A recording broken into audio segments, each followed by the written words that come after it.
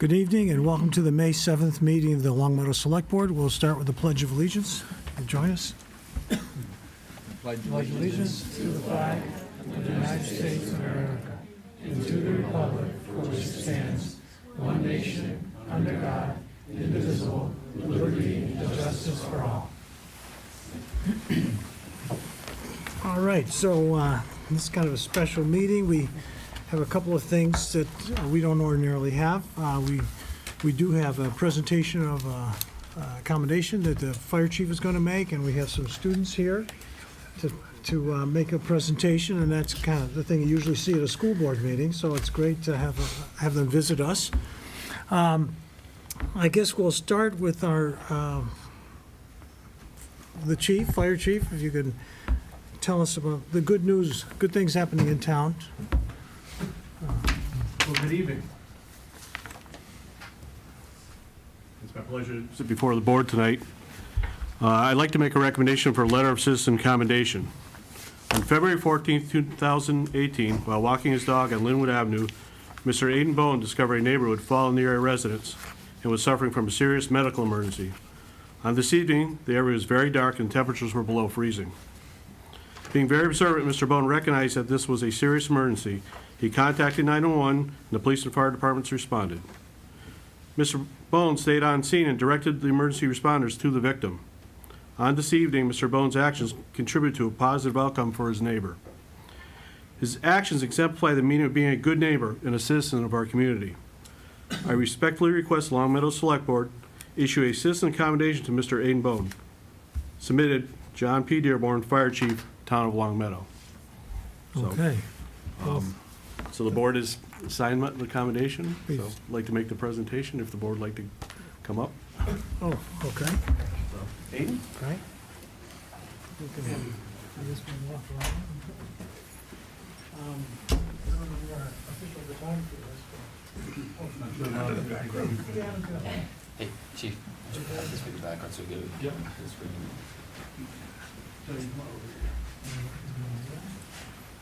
So Aidan, for your actions on that evening, we're issuing a citizen accommodation signed by the Board of Selectmen. And I thank you for your actions that evening. You made a big difference in that person's life. So, thank you. We'll do one of these, we'll hold it like this, we'll shake like this.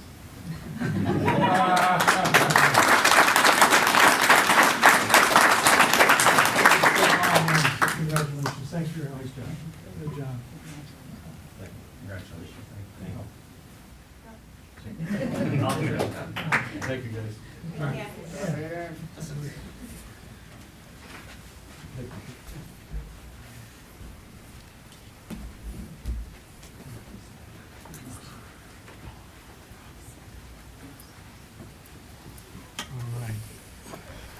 Well, that's a nice way to start the meeting. And Aidan, have you ever taken a CPR or first aid course?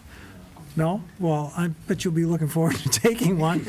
You'd be a little more relaxed when a situation like that happens, but your training seems to be right on point. And I know your parents probably worked hard to make sure that you recognize important situations and do the right thing, and so I congratulate them also. All right. The next thing we'll go on to is we have students from Center School who are going to do a presentation about plastic bags and how they affect our community. So I'm not sure exactly where's the best place for them to stand, maybe right here. They actually want to use the screen, so Okay. I will rotate here a little bit. So if you join us and set up and Do you want us to dim the lights down a little bit? We usually do just. Okay, yep. Can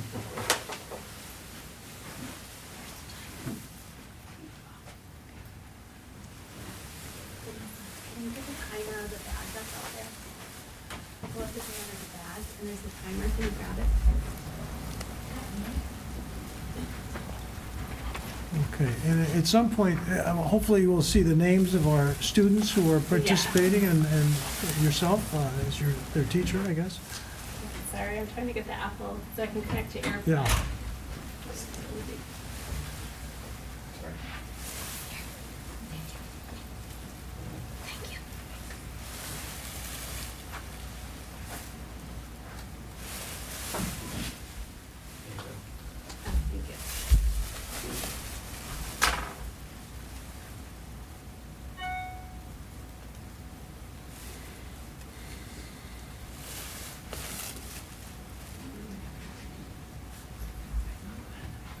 So thank you for letting us come and present to you today. So this is a fifth grade group at Center School. And this project started from reading. We read a couple of books, one called The Voyage of Plastiki, and this is about a boat that was made out of plastic bottles to travel and find out more about the great garbage patches. And they became very interested and wanted to know more, so we started to do a little bit of research. And then we read The Invasion of Plastic Bags. And after we read this story, they became, they wanted to know more and more, and then they asked if we could do something about it. So that's how the project started, and I'm so proud of them. They worked so hard. They're very powerful and passionate, and they are ready to present to you. So we'll turn it over.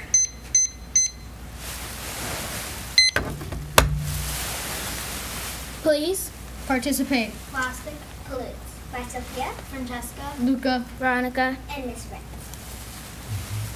Close your eyes and imagine our beautiful earth. Keep them closed. Now imagine a year's worth of plastic bags wrapped around the earth 4,200 times. Now open your eyes.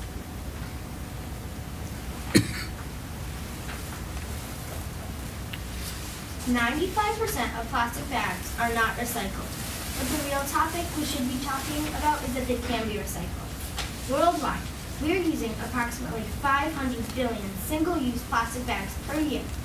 This translates to about 1 million plastic bags every minute across the globe, or 500 plastic bags a year for every person on Earth. This is 500 plastic bags. Out of all of these plastic bags, only 2.5 are recycled. This plastic can take up to thousands of years to break down. But the sad thing is, it just turns into smaller pieces, and animals can swallow it up and then die. One scientist found over 85 pieces of plastic in the stomach of a 2-inch fish. How much fish do you eat? Harmful effects. There are more harmful effects from plastic than you think. Have you ever wondered how bad plastic is for our environment? It is hurting all countries in our world by polluting our environment. It is also hurting animals in the ocean, especially turtles and seals. We don't want this to happen. Let's change this. A lot of animals are killed each year by plastic bags. Birds, seals, dolphins, turtles, and fish all eat plastic bags because they think it's their food.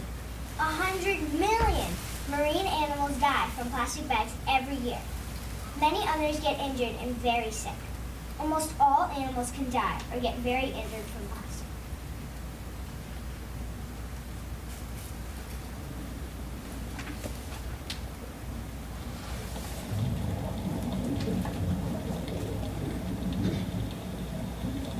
Disgusting. I wouldn't want to swim in that. Gross. It's hard to believe, but one day, one of these plastic bags could end up in the ocean. We wanted to look at both sides, and we know there are pros of plastic bags. They are basically recyclable. However, only 5% are recycled. They are durable and can be used more than once. But even after they are used a second time, most people throw them away and don't recycle them. They can be easily used to carry your groceries. However, so can reusable bags. They take up less space. But is that convenience what's destroying our earth? Useful for 5 minutes, deadly for 1,000 years. This is even affecting our school. Pictures from our local area. This plastic bag, I know it's hard to see, but it was seen outside Miss Anderson's room, which is my class at Center School. All these other plastic bags were seen around town. Please help us. We have 3 goals. Our first goal was to put plastic bag recyclable containers in all the rooms at Center School. This was already done in the cafeteria and has been a big success. We created a video to educate each class on how to reduce their use of plastic bags and how to recycle the ones that they do use. We needed permission from Mrs. Hutton and the PTO to put these containers in the classrooms. Everything in white is updated since our PTO presentation.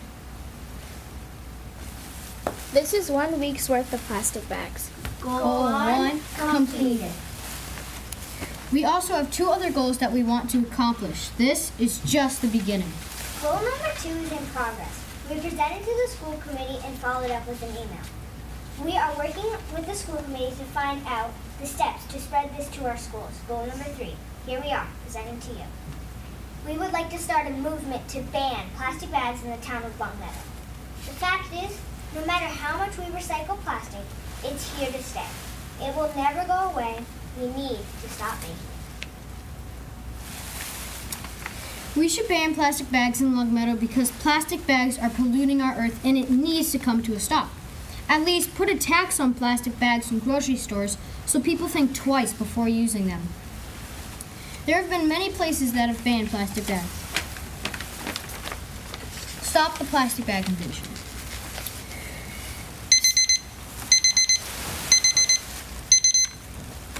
5 million plastic bags were just used around our globe since the time that we started this presentation. There have been many places that have banned plastic bags. One place, such as Bangladesh. Bangladesh had banned plastic bags because it rained and rained, and the rain should have gone down their drain, but plastic bags had clogged their drain, so their town flooded.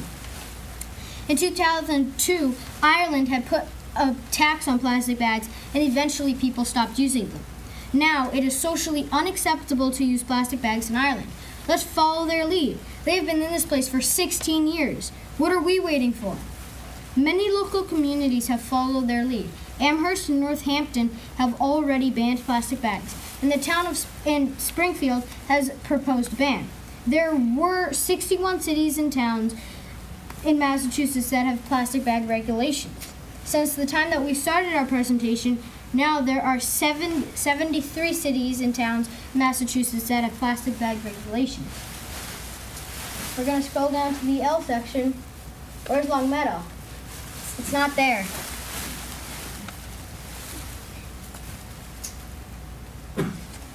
Let's stop choking the earth with plastic and let it Breathe. Take a minute to hold on and let Miss Fritz change to the next slideshow.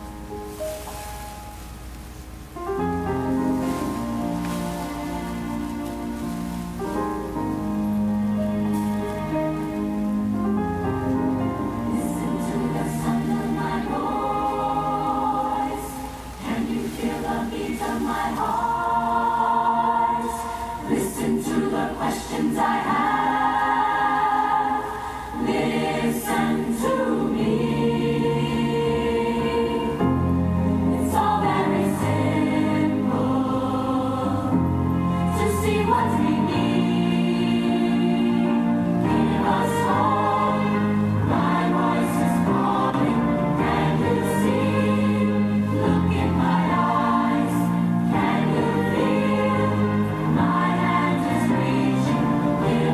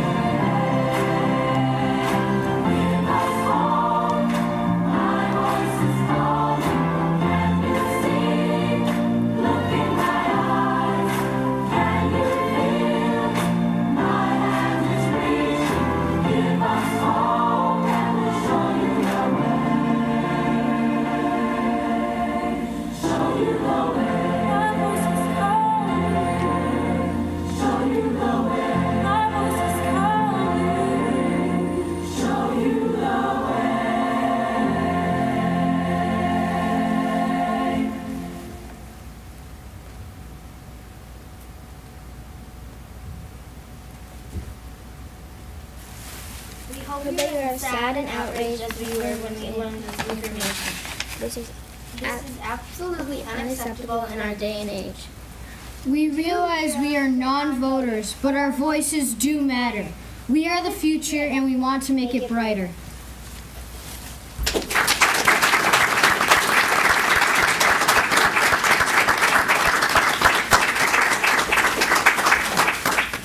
any questions or comments?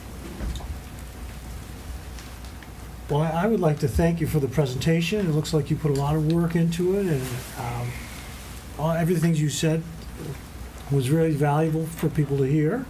I guess I had one question, is that, so if people wanted to recycle the plastic bags that they do have at home, one is they could give them to students to bring in, right? That would be one thing. And then, I know there's another place to recycle them at the Big Y, but is there any other places in town people can recycle bags? Well, there's a lot of other places that you could, like, there could be like Stop and Shop, they have one, they have like one at Staples, they have it at a lot of stores nearby. Okay, that's my question, thank you. Any other comments or questions? All right, well, thank you for coming in and Nice job. expanding our thinking. Thank you.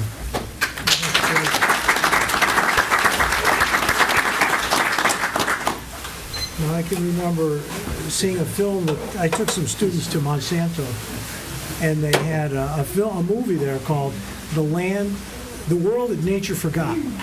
And basically, it was about how, you're shaking your head, you may have seen that film, and it was about how the molecule for plastic is longer than anything that nature can manufacture or develop. And so we are going to be the ones who would have to eliminate that molecule. No one else is going to. Nature can't deal with it. So the next thing we do is we would have announcements, and I know that we have Long Meadow Days coming up between now and our next meeting, and that's the weekend of the 19th and 20th. I don't know, Marie, you said you have an announcement? Yes, the Veterans Agent has put together a wonderful program, and it's the story behind Black Hawk Down. We're going to have a speaker, Gerald Izzo, a U.S. Army retired, is going to come and speak, I believe, here at the high school auditorium, and that's going to be May 18th. The event begins at 5 o'clock, and the doors open at 4:30. There'll be a reception immediately following at Bill's TJS Banquet Hall. He's flying across the country to speak in Longmeadow, and we're very honored to be able to have him come. And the Vets Agent has arranged that all donations from this event will be given to the Knights of Heroes Camp for children of fallen military, and they'll be given in the name of Lieutenant Colonel Morris Fortunat, who was a Longmeadow resident before he passed away in a military accident in 2014. So it's a very special evening. Again, begins at 5 o'clock on the 18th. Pass the word to your friends in other towns because he's coming from across the country to speak here in Longmeadow about his experience in the Battle of Mogadishu and the Operation Gothic Serpent in 1993. Thank you. Thank you. And Stephen, any announcements? Town meeting is tomorrow night. Town meeting, yes.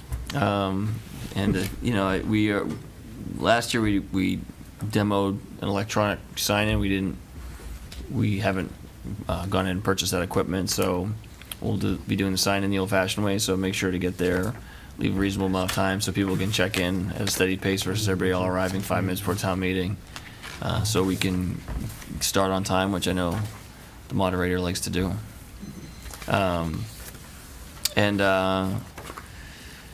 think other than that, we are, like I said, the weather's now better, and the DPW guys will be out working the streets, various projects, so if you see them working, just be mindful and give them plenty of room. Okay. I did have Yes. one question. Stephen, I noticed there's a lot of, looks like new gas lines on Bliss. Is it Bliss? Or am I not? Columbia's been doing a lot of work in town of late. I do know that. I don't know much of the specifics. Where can we find out? I think they post a lot of stuff on their website. If you have specific questions, you can send them to me. I can forward. Don't they have to get Permits. permits from us? They do have to get building permits, yeah. Well, not- Or I mean, just street opening Right, permits, they might rather. have some information. So we could get, so through the street opening permits, you get information, but we do have a contact at Columbia that if you want specific information, I can put you in touch with them. Yeah, because I mean, there's pipes all up and Right. down the road up there, looks like 3 or 4 inches. Looks like it's a fairly major job getting ready to start. And then we do plan to have them here at the next meeting, so at the May 21st meeting. Columbia and Eversource are scheduled to be here. Is there anything being posted on our website about these jobs? Not that I'm aware of. Sometimes I think on our Facebook page we put stuff up, but Yeah. they're not, I hate to say it, they're not our jobs, so like the timeline and all the, But I mean, all the they're- normal information we give out, But we the usually don't pipes are have from showing up them. in front of people's houses, it's kind of an intimidating thing when you don't know what's going to happen out there. Yeah, sometimes they do a door hanger or door tag when they're going to be doing work in a neighborhood, but I'm not immediately aware of if they've done that for this project. Okay, That's it. so if there's no announcements about any other road work or anything like that people be aware of? Okay, then we will move to resident comments. Do you have any resident comments this evening? All right. I know you worked hard at the bike sale this weekend. Yes. I don't know if this has anything to do with that, but was that a successful Yes, very. venture? Okay. If you could just please introduce yourself and your address. Marsha Harbison, and I just have a quick question. I'm wondering about whether the new senior center is taking away park property with their parking lot on the existing tennis court, which I believe is on park property. Okay. And I think, I'm wondering if that's an issue, and also if they're going to rip down the old building, are they going to give parkland back to the park? Or if the existing building is going to stay and Park and Rec is going to use it, how are they going to justify taking away park property? All right, well, generally, the resident comments are comments. They're not, we don't answer questions, but today we are going to be discussing what's going to happen with that in the manager's, in the town manager's report. And maybe he can address that issue about parkland also, but, Okay. okay. Thank you. Thanks, yep. Thanks for coming in. Any other resident comments? We're applying for a position here, and then are we supposed to talk to you now, or Well, I will call you up. are you going to call me up? So we have annual board interviews that we have quite a number of people here to participate in that. And let's see where we're going to start here. I did have a request for one individual who will be having to leave early, so I would like to give them a chance first.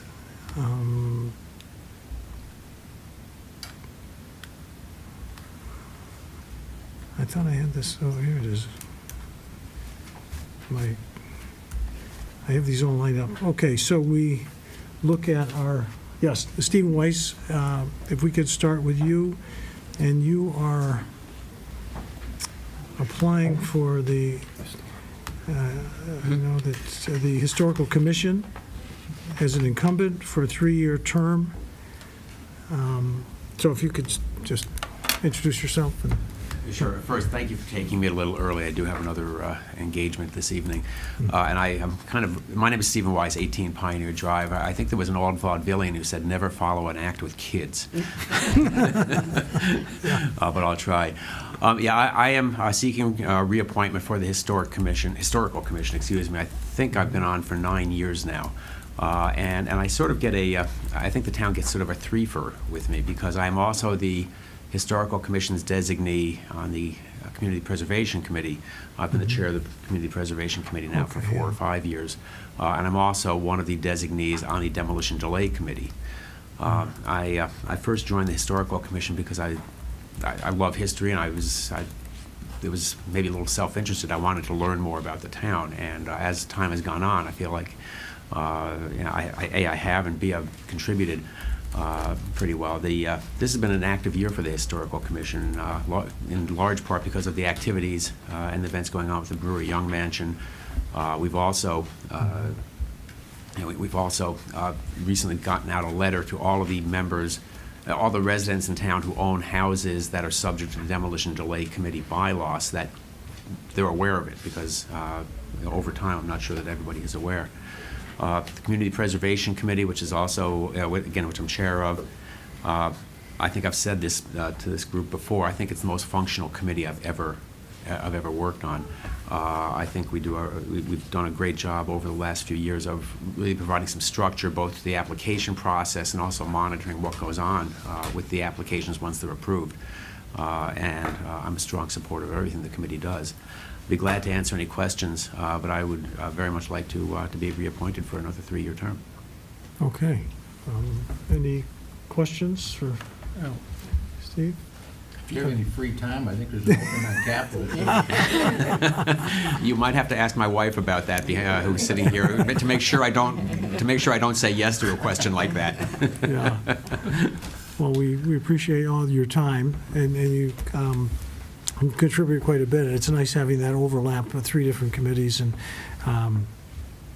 and so we will be discussing these. We'll make a decision for the 18th of June. So, all right. Well, thanks for coming in. All right, thank you, and again, thank you for taking me. All right. Okay. So as we continue along this, next would be the Board of Health. We have Dr. Robert Bevesky and Michael Romano. You can join us. Just tell us your name and your address and why you'd like to be on the Board of Health. Thank you for allowing me to be back here. I'm Bob Bayefsky. I live at 134 Tanglewood Drive, and I am again seeking reappointment on the Board of Health. Mike Omano. I live at 1000 Frank Smith Road, and I've been a member of the Board of Health for 1 year now, and also seeking reappointment. Okay, great. Do we have any questions for these gentlemen? So there's two 3-year terms that would expire in 2021. Are you two looking for those? I'm looking for the to be reappointed again to the 3-year term. I don't know if there's one. The second one that's available right now. Yeah. Right. Actually, I wasn't aware that there was a second 3-year term. But if it's available, I'll take it. You do that? Okay. It's one, Tom. All right. Debbie's saying it's a 1-year associate. Okay, I see 2 3-year terms on, I'm looking at the wrong thing. I'm sorry. You're right. It's 1 3-year term and 1 year associate. She just took a mark on you. Okay. Yeah. Yes, she had it correct. I mistook. I was looking at the Cable Advisory Committee. So, so then, if you go for the associate and you go for the 3-year term, that would be great. And you're both, you've got some recent experience, and you've been on the board also. I've been on the board for I don't know, maybe at least a dozen years or so, when we've dealt with issues ranging from noise, and most recently our bee populations, recycling, mosquito control is now coming up.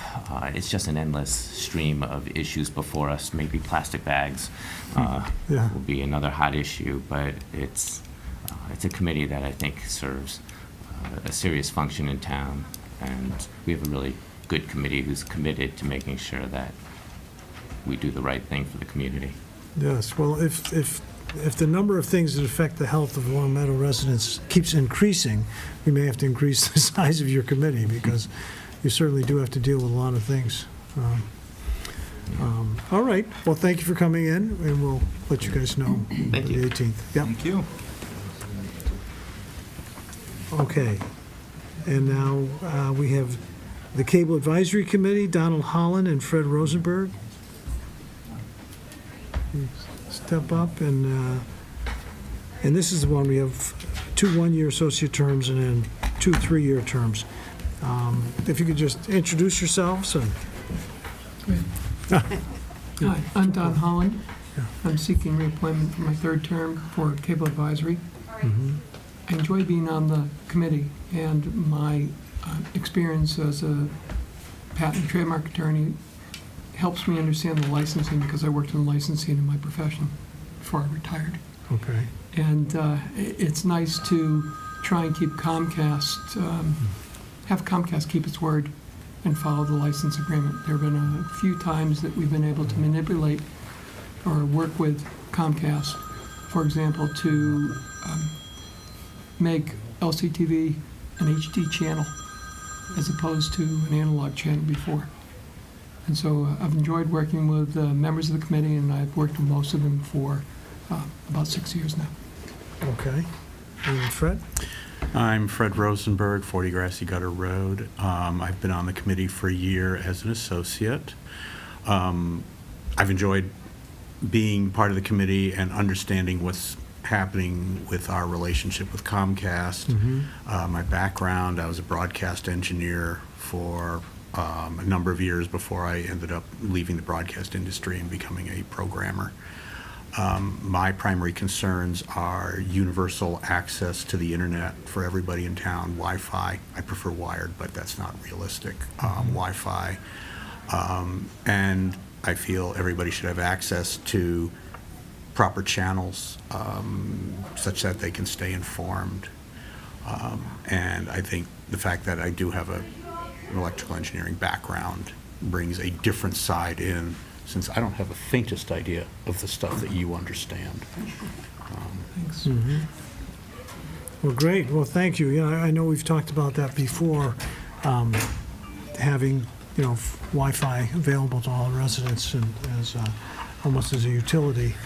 I know we have it in some areas because I recently had my system crash at the house, and while I was troubleshooting it, I discovered my smart thermostat was still working, which meant it had logged on to either a hotspot or a neighbor's Wi-Fi and had been there for about 2 years. All right. Something to be aware of, folks. Any questions from the board? Yeah. I would just say, because there's 2 openings for 1-year associate and 2 for 3. Are you 3. both for 3, or? Sure. I was not aware that there was a 3-year, but I would apply for the 3 and I guess take the 1 as a consolation prize. Okay. Does it work that way? Yeah. Yeah, you could apply for that. Yeah. All right. Marie? Yeah, I think we're actually your committee's going to become a very hot topic soon, because I know Mark Gold's been talking about wanting to put Wi-Fi throughout the town. And as we're coming up to the 10-year, I believe, anniversary, we got to start negotiating what's happening with Comcast in the next, so it's going to be a lot of work. So I appreciate people's experience going back on and staying on this committee. Thank you. I could also add, I'm a bleeding edge technology person. I have a Comcast cell phone now, and it has not been the most graceful conversion. I did have some problems, and I'm hoping that, you know, maybe I can help smooth it out such that if others are trying to do the same thing, they won't have some of the same problems that I did. Yeah, Marie. I have a Comcast phone that has not worked now for 5 months. So Landline you can, or landline, so you can help smooth you it don't over even want to for get me too. going on the landline stories. So I appreciate you being on the board. Thank you. All right. Great. If there's no other questions, thanks for volunteering to be on this, and we'll let you guys know. Thank you for your time. I know the only thing cable's been helpful with me for is they've shifted so many sporting events to ESPN that I don't get, that I do have more free time No, to do things. So they've been helpful in that sense. But I do miss some of the important things like the Rose Bowl, you know. Capital Planning Committee, Ira Smoltzwitz, join us. Just introduce yourself. You're an incumbent for capital planning. Hello. I'm Ira Smolowitz. My term has ended on the Capital Planning Committee, and I would very much welcome the opportunity to continue to serve on that committee. I just want to start with this observation, if I may, a little sense of humor, but important. the political consultant Roger Stone once said that nobody ever built a statue to a committee. And I would say that assessment notwithstanding, I recognize the importance of the Capital Planning Committee. It has to assess and prioritize proposals, and given my association with the committee, given their importance, and my commitment to community service, I would welcome the opportunity to continue to serve on that committee. Okay, great. So, in terms of your experience, has there been any specific capital planning project that you feel really proud about Well, I'm being particularly involved? proud of the fact that I introduced an assessment priority. Yeah. I indicated that when we're looking at capital budgeting proposals, first in priority would be, if it's mandated by law, we have to go along with that request. Yeah. Secondly, we have to look at safety. Third, I said we should prioritize projects by efficiency. And fourth, by aesthetics. Mhm. And I would point out that sometimes, if you were, for example, approve the acquisition of a new riding mower for the town, for the Department of Public Works or whatever, you might be meeting concurrently both of these objectives because it's newer, it's better, it's more efficient, and promotes safety. But in terms of isolation, I've told them, and I'm pleased that they accepted this, that we look first at a mandated requirement, then safety, efficiency, and aesthetics. That's it. And nothing more aesthetically pleasing than a well-cut lawn, right? What's that? There's not much more aesthetically pleasing than a well-cut grass, right? So that example really kind of covers all the bases. And what Marie? I'm also trying to introduce, if I may, that we look at an outlay for a proposed project, but I'm advocating, and I think it'll be acceptable, that we have to somehow, if possible, look at the benefits accruing from that project and see, for example, how fast it would take to recapture that investment, the so-called payback. Certain projects are very, very difficult to apply benefit inflow. For example, if you are required to replace a guardrail on a highway, you can't really say, here's the benefits of that, you're saving lives and so on. But in other projects, it is feasible, and that's something we might consider. Steve Metz is the chair of the committee. He's doing an excellent job, and I would, once again, would welcome the opportunity to serve on that committee. Okay. Marie, were you going to say something? I'm really pleased to hear about your indices. I know that the Energy Task Force brought in this board voted on what we called conservation, which is efficiency. And to hear that you feel that's a very important part of the analysis of the projects is great to hear. I look forward to having you on the board again. Okay. Any other questions, comments? All right, Ira, thank you for coming in. Okay, thank you. All right. All right. The Community Preservation Committee, William Harbison.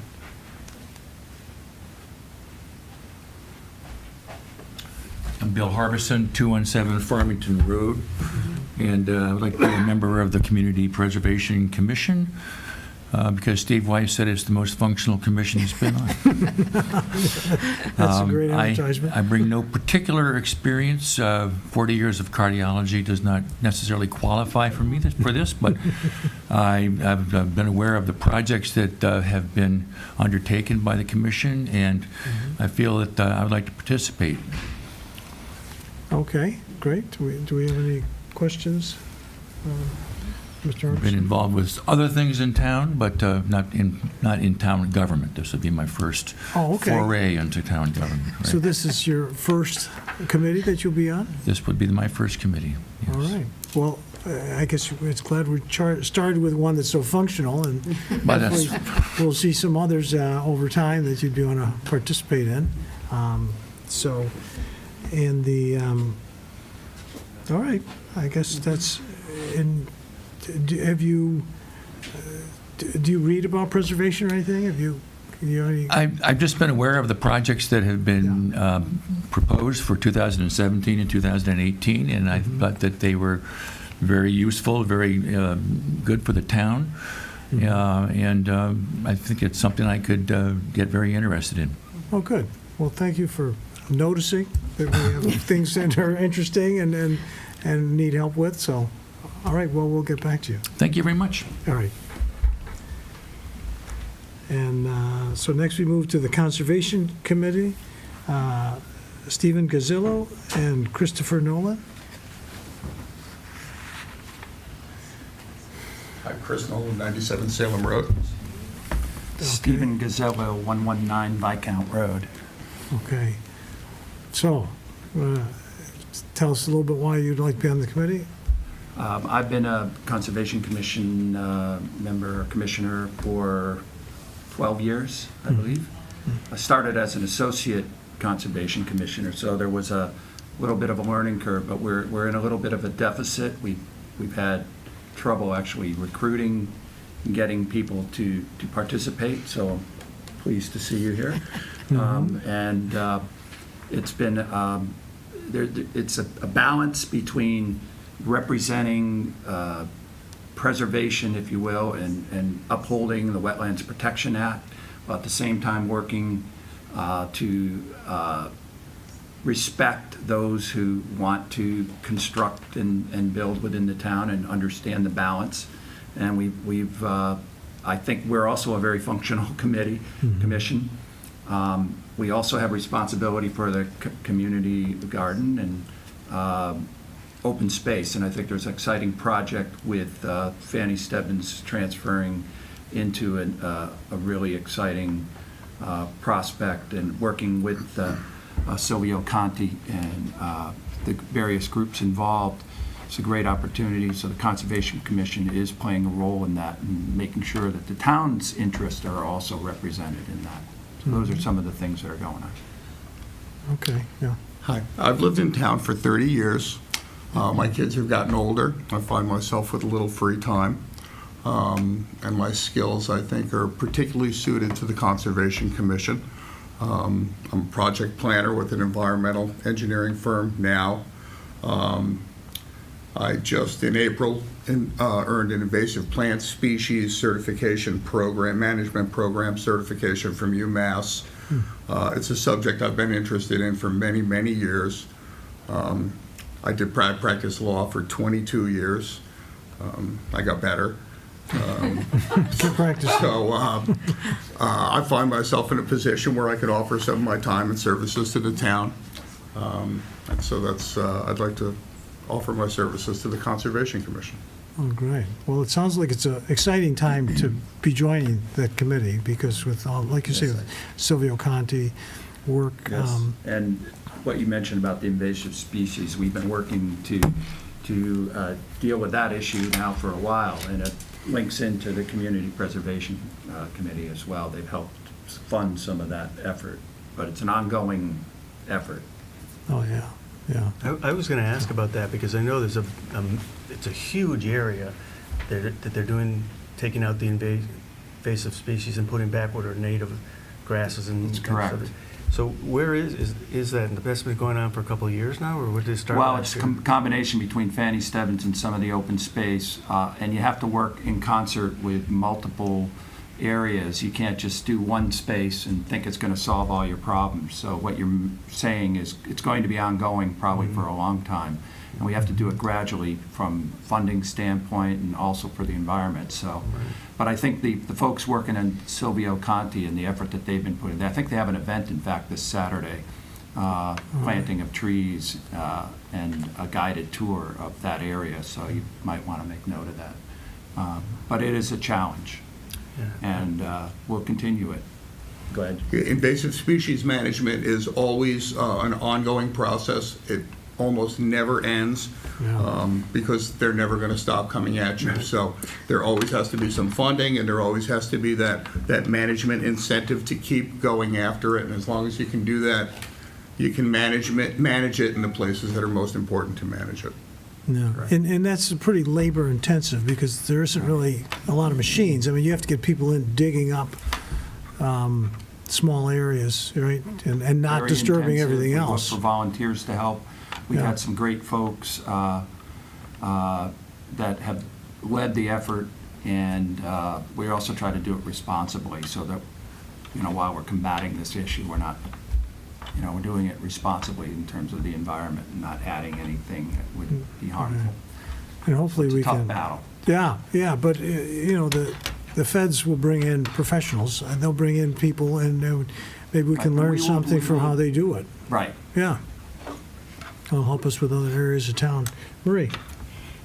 There was an intriguing article in the paper, which I was going to bring to conservation, and that was former mayor of West Springfield was able to sell to the town a project with other towns where they would get carbon credits for their conservation lands around and they were actually getting money back to the town in order to further care for the conservation areas.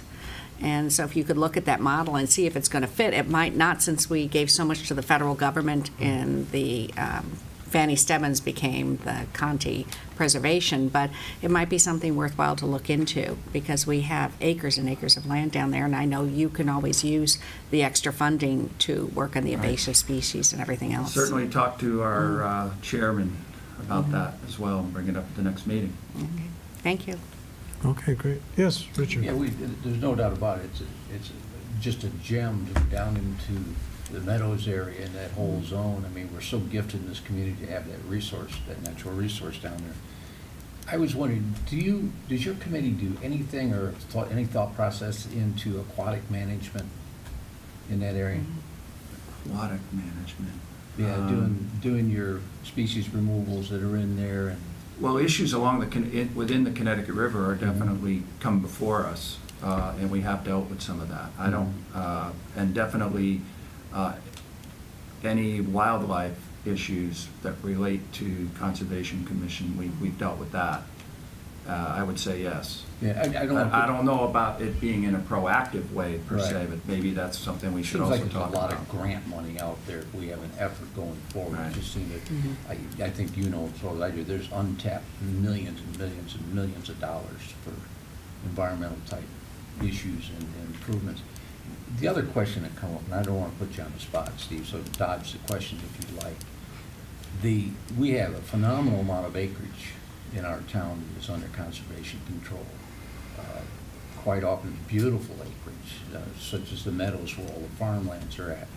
And it's always been kind of a crawl on me that we grow corn, but we can't play football or soccer. And I understand it's possible that could be changed through legislative action. Right now, it's a prohibited, I guess, active recreation is prohibited on conservation lands. You're right. Maybe I don't want to answer that. That has come up a number of times. I don't know the answer to the question as far as what's the right answer. We are there to uphold the Wetlands Protection Act, Right. open space. You mentioned legislation. I think that's probably what needs to happen. I'll have to ask Al Waxo, though, the details more about recreation. I haven't heard that come up very often. We've had folks from like the Boy Scouts actually do projects for us, Right. but build bridges and do wonderful things. And I think you can call walking through the woods and stuff a kind of recreation, but you're talking more like sports. That's a different thing. Yeah. Instead of growing corn, maybe play a little soccer. Yeah. So, I guess eventually the question's going to get larger and larger and larger as it seems we have an inexhaustible need for athletic Well, we fields. have a balanced program with farming where the leaves that everybody dumps down there get spread by the farmer and used every year in his crop rotation. Right. So I don't know how you could ever replace that. It's a really wonderful, sort of sustainable process. So I don't know about playing football down there, if that would have the same effect. So the town is really gaining from that program, because where else would you put all the leaves? Right. Community gardens. Big mulch. Want to comment? No, I'll leave that one alone. Of course, playing football in the mud is a lot of fun. I've been to the Mud if Bowl you've ever done in it. Maine, in New Hampshire, the Mud Bowl up in the White Mountains, and it's an amazing event, no doubt. That would be the best way to do it, but they get leaves all over themselves. But yeah, there's some conservation land near me, and as I look at that slope, I could tell that this had been, either animals, cows had worked on this, or, they had farmed it, and it's so different than a flat piece of field. you know, it just, you know, there's a different appeal to it. And so I really do appreciate the work. I guess the question is, there's an awful lot of bittersweet. Is that really a native species or is that invasive? I'll leave that to you to answer. There are two types of bittersweet, Oriental bittersweet and American bittersweet. Oriental bittersweet is invasive, highly invasive, very difficult to get rid of. American bittersweet is not invasive. It's American and Belongs it's from here. New England. Yeah, is it, which one has the red and orange The berries? berries are basically the same color. I can't tell. And I think Oriental bittersweet, if I remember correctly, the leaves come out in order, and American bittersweet, they come out together on the vine. Parallel? Likely Oriental bittersweet if you're asking about it, because there's not a ton of it around here, but Yeah. some. It follows me wherever I live, I think. There's enough of it in this side of the, so, well, thank you very much. That's why it's invasive. Yeah. All right, well, thank you very much for coming in, and we'll get back to you. All right, and I don't see Mr. Bowen, so why don't we move on to the Historic District Commission. Jeffrey Wint and Marcy Kieran. If you could come up, introduce yourself, and tell us why you'd like to be on this committee. Jeffrey Wint, 930 Longmeadow Street. Marcy Herring, 960 Longmeadow Street. Okay, and so... So I am a first-time applicant to this committee. I've lived in the district for the entire time I've lived in Longmeadow for the past 24 years, and the first 12 years I mostly became familiar with the work of the commission from presenting in front of them. Oh, okay. Managing my house. And I have a long-standing interest in history and historic houses and architecture. And I became aware there's I think there was an alternate position that was available at this time, but I'm also been told recently that perhaps after July there may be actually an opening, and I'll be happy to serve in whatever capacity I'm allowed to. Initially as an alternate, but I think I sent a letter when I heard there was maybe perhaps someone leaving. And so if there's, I don't know how the procedure works, if you start out as an alternate and you automatically become a standing member afterwards, but whatever capacity. Okay, so, yeah, we got the letter, and it made the request, so we can consider for that also. And Marcy, you? So I served on the Historic District Commission many years ago. I think it was like 15 years ago. Kind of ran out of time raising my kids, and now they've been raised, and I have some time now, and I have a vested interest. I'm one house outside of the Historic District, and moved here primarily because of the beauty of the green and want to preserve that. Also, rich interest in history. I taught third grade at Center School for many years and taught Longmeadow history, so learned a lot about it and was able to teach it, and just really feel like it's important to protect the history that we have. Okay. All right, great. Do we have any questions or any comments? I know that, in the last few people we've had come up, they've talked about how functional their committees are. and so that's really an important thing when we look at something like your committee, because it, we've just recently had a big issue in the historical district with the Young Mansion, and so I guess I'd ask you folks, are you impartial to that decision? I know that you had sent us a letter, and you were... Well, the letter had to do with the process of the decision, but the decision was made, and that's passed. I mean, the function of the committee is just to look at historic appropriateness, nothing more. So. I don't know if it's the historic purpose. I don't know about that. I mean, I don't know how we could change historic purpose. I think that, because one of the concerns is that the town, I said appropriateness, in terms of when is this window the right the types of windows. Like you say, you've had to go through it with yourself. Yeah. So it's not to do anything more than that. All right, and you feel you could participate in this committee without bias? Yes. And Marcy? Yeah, I mean, when I served on the district in the past, when people come to present, you learn a lot about, what they intend to do, and I think it's really important to listen to all of those plans and ask a lot of questions and make a decision based on that information. You can't, I don't think you can make any decisions or have any judgments before you have good information. All right. Because one of my concerns is that, the town has already spoke on this issue about the mansion. 1,200 people showed up to a meeting, and it's gone through zoning and so forth. And so, I don't, this committee is not the place to re-vote on this thing that the town has already passed. So as long as you'd feel comfortable with that place and being Absolutely. a member. Yes. Okay. Any other, Marie, I guess I've stirred something. No, I think it's going to be an exciting time, and what I ask is that you also consider the gardens and the green and where we're really going with the plantings and the trees. That's something I've always been interested in. And I know when I talk to other people who are being interviewed, they mocked me like, what are you going to do, go back to sheep on the green? It would be nice to really see what sort of, to have some sort of say in that. I know we're going to also be, the street will be repaved at that point in time. If there's any streetscaping that the district would recommend, I'd be interested in hearing all that. So sort of moving on just beyond the houses, but looking at the whole green, which would be wonderful. Thanks. Okay.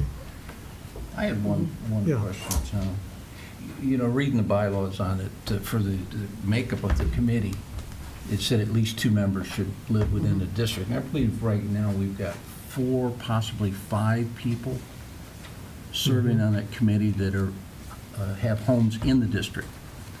And it would seem that we possibly have moved too far into, I don't want to say bias, but too far into a narrower focus of decision-making instead of having the broad range which was intended by the legislation on this. Do either of you folks have any comments on that?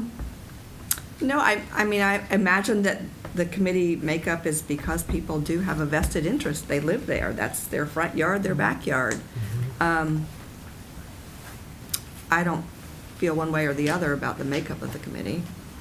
Would you, I mean, it's similar to the point of my question, though, if you've got 4 or 5 people on a 7-person task force right now,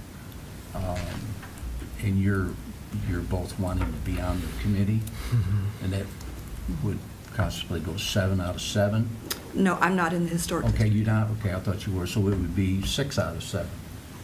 Certainly starts to wonder why we even have the committee. I mean, it doesn't seem we could get a good cross-reference of thoughts coming into that. It's very easy to turn it into personal issues. And we saw some fairly strong emotions come off from many of the residents this year for this issue that came before the town. And, like Tom was alluding to, I think if we go back to legislation, we likely move too far in the direction of putting people that live on the block on the committee. There is a bias being built into that committee, and it was, I understand people want to serve on it, but also we want to ensure that the committee is functional to the needs of our entire community, not just the residents that live on the green. Well, I think when I served on it in the past, I don't remember specifically, but I don't think it was a large majority of people within the district that served on it. Right. I think it was more people that were just caring about preserving the integrity of the green. Yeah, but I mean, right now, it looks like. My recollection from years past, when presenting before that, was at that time, I mean, this was probably going back 15 years ago, a large portion of people who were on the committee, when I used to come present before them, were actually people who lived in the district. Yeah. I know that the rule says at least 2. Right. It also says, to have a real estate agent, two people real estate agent, and it also says a recommendation, if there's a recommendation from a local architecture, right, which would be the Boston branch, if they made a recommendation to put someone on the committee. Right. But it doesn't say that there's a maximum, it just says. No, it at doesn't least say there's 2. a maximum, it's just, Okay. I guess we have to open it up for reasonable debate. Yeah, no, And, the fact I mean, is. One thing I learned is that when you own a house and you know what it's like to have to make changes to the house to meet the criteria that are established, you want them to be flexible. At the same time, you want to also make sure that they're maintaining certain standards, and that's really how I see it. And I think the experience of going to town meetings and going to select board meetings kind of making me realize the importance of it, but not necessarily the bias of it. So, I mean, I would probably be, try not to be biased. And the thing is to try to learn what the right thing to do is and to express your opinion about it, but not necessarily to bring a bias to that. Okay.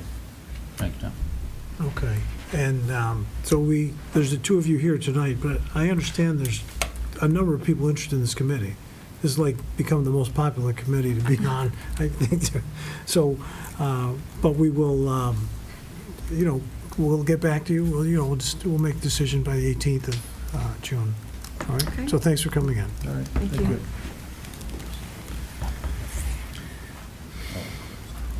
All right, and so now we have the tree committee. Mark Tolsky. Tolosky.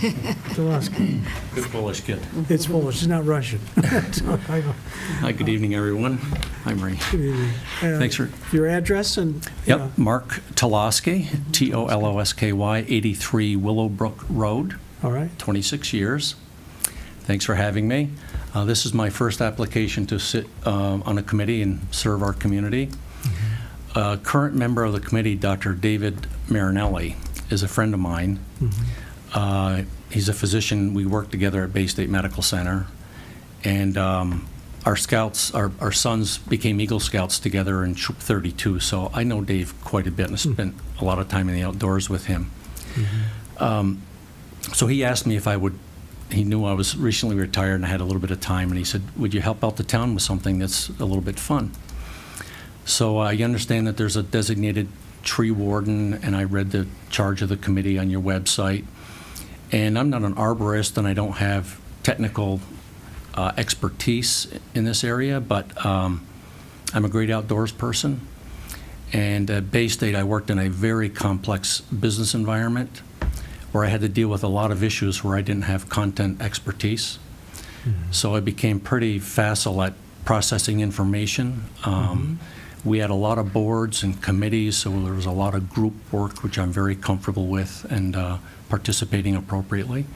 And I think this would be a fun way for me to start to help the town out a little bit and be outdoors and deal with trees.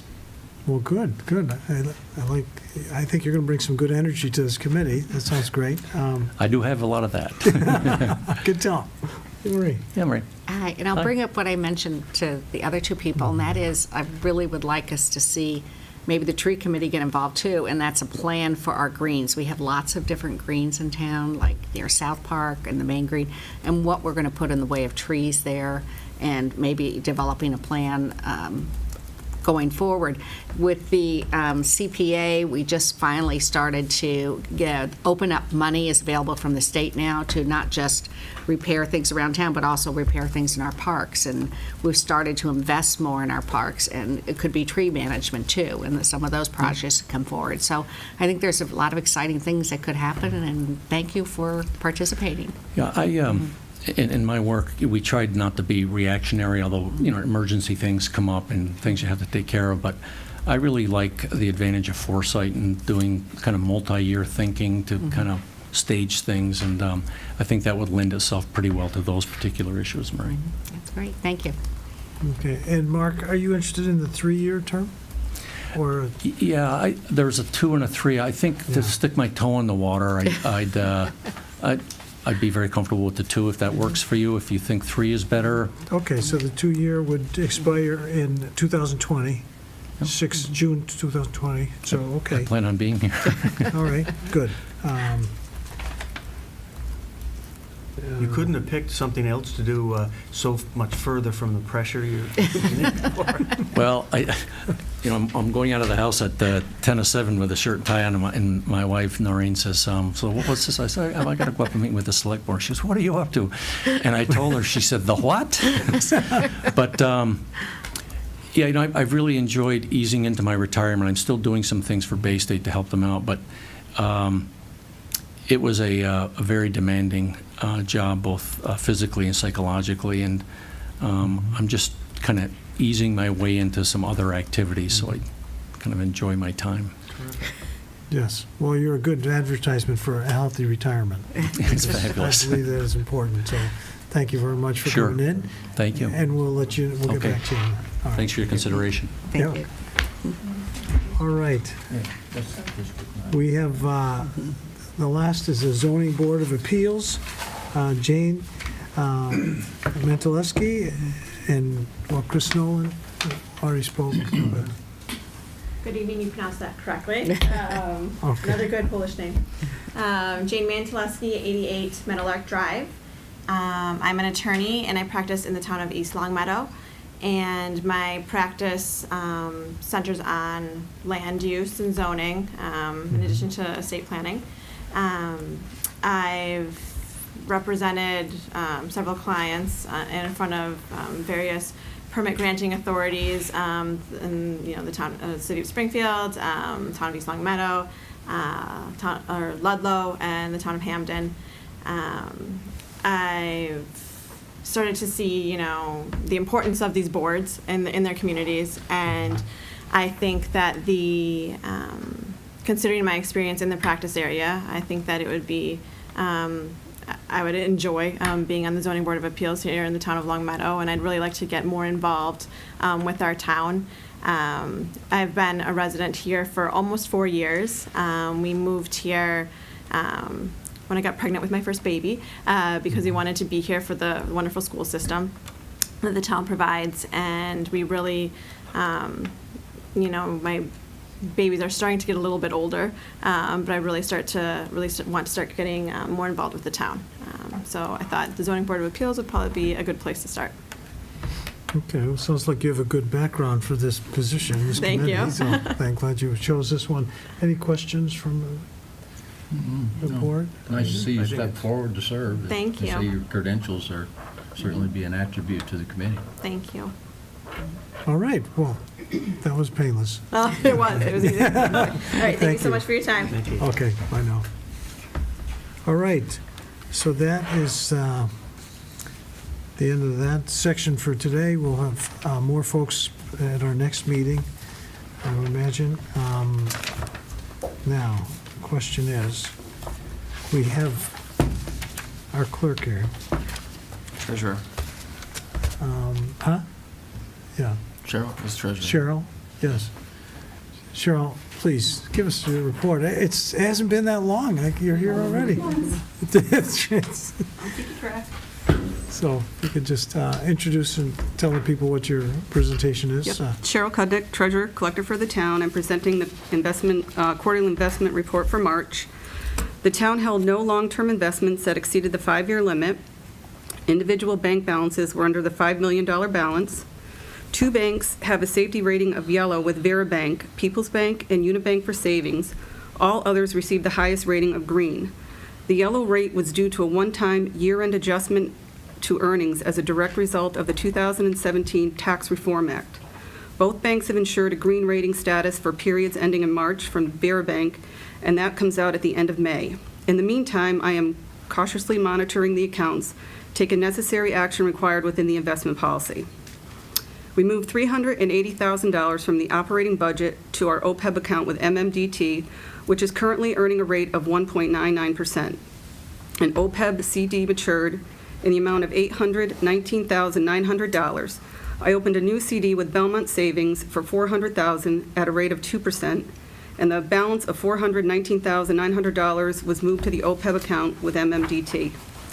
I closed out a low-interest-bearing stabilization account with People's Bank that was paying 0.25% and moved the $10,409 to the stabilization account with East Boston Savings Bank that is at a rate of 0.16%.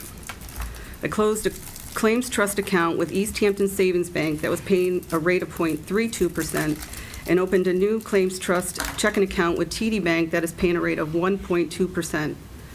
TD Bank also increased our existing money market account to 1.4%. The net decrease within this quarter of $1,085,661 was a result of a large debt payment totaling $2,278,850. The ending cash balance for December was $20,604,466, with interest earning of $53,920. The ending cash balance for March was $19,518,805, with interest earning of $67,702, a $13,782 increase. This is a 25% increase over the last quarter. The rising rates are fueling the increase in our interest.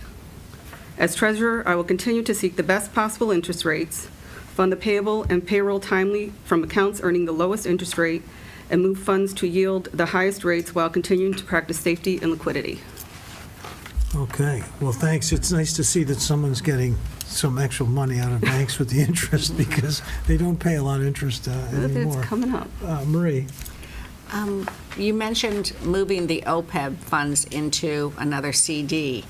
When does the other investment policy come on board that we were talking about for OPEB? Are you referring to transferring it over to the state? Yeah, to invest in higher rates of interest. Right. What we're hoping to do is they have a meeting, I think, with June 7th, have all our paperwork into them at June 7th, move over all our liquid assets, which basically are the amounts of the MMDT monies, and then subsequently, once any CD that we do have currently, we would let that mature and move that over to the state. It's called the State Benefits Retirement Trust Fund. We would move those monies over upon the maturity of those CDs. So how long is it going to take that $300,000? The only CD is that one CD, and then I think it matures.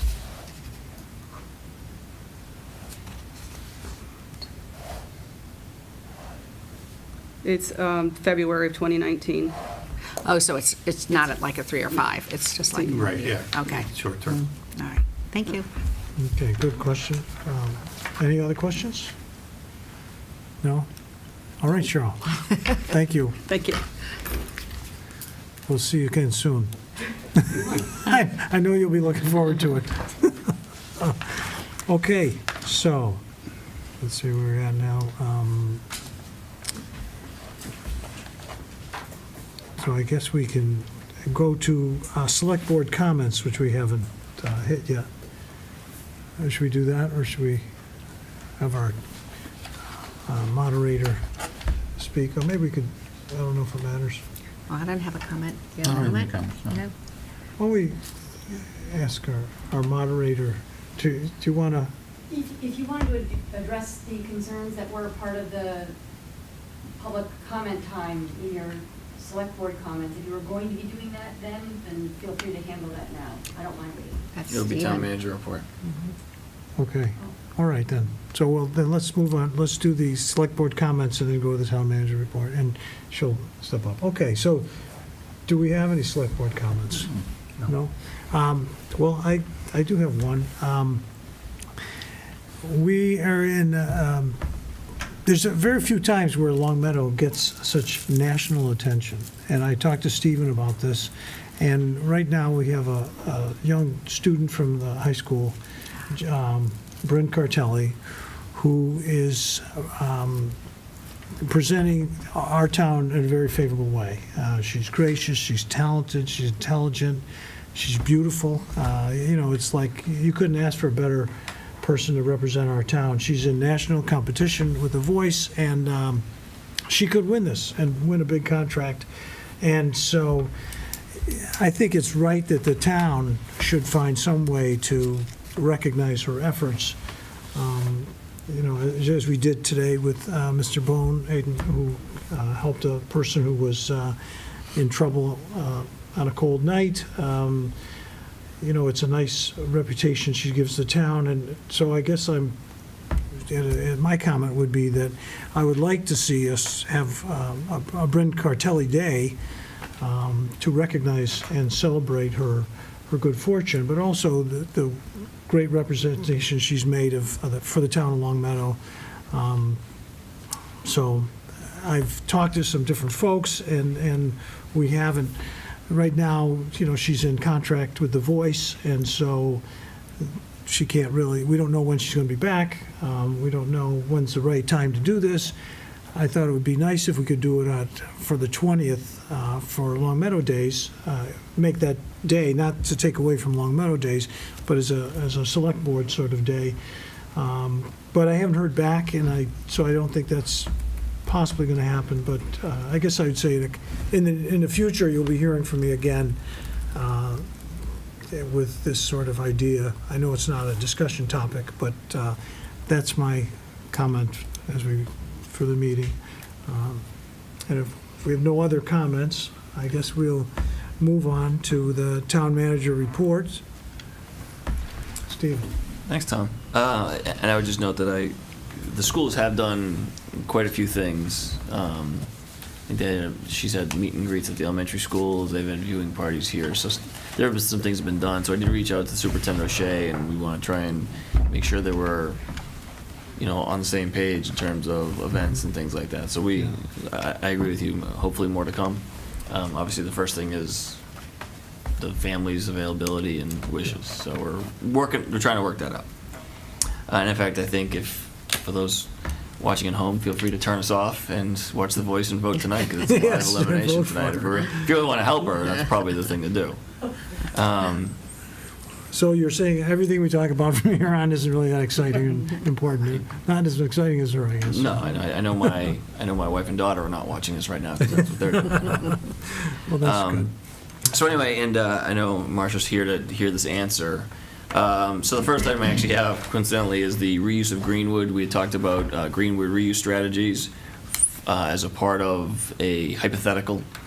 If the senior center project is approved at town meeting and subsequently at the ballot box, people have asked, how would you reuse it?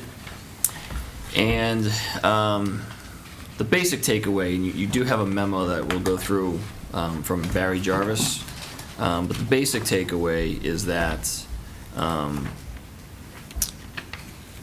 the Parks and Rec Department would be consolidated into the Greenwood Center.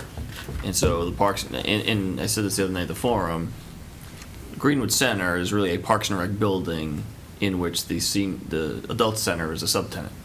Right. And the layout of the building is such that the Parks and Rec Department could not necessarily even have to expand services, but be able to space their services that they offer at the Children's Center, space those services out a little better, take the administrative functions from the community house, move them over there, and then offer expanded services that would be potentially revenue generating. First and foremost being they could be able to set up a little studio to do passport photos, which would generate revenue for the general fund. Mm-hmm. And then they would be able to offer maybe additional programming, or they do have waiting lists. I think the idea of expanding the number of classrooms or for age groups or things like that needs a little more research. But, the big thing is any expanded service related to the Children's Center would be general fund revenue neutral, because it's all funded by the revolving fund and paid by fees that they charge for their services. And I'm looking for the memo in here. Was it in your packet? Yeah, we did get that memo. I'm sure it's here. Hold on a second. It was hard to get out, but I think it's a, let's see where it is.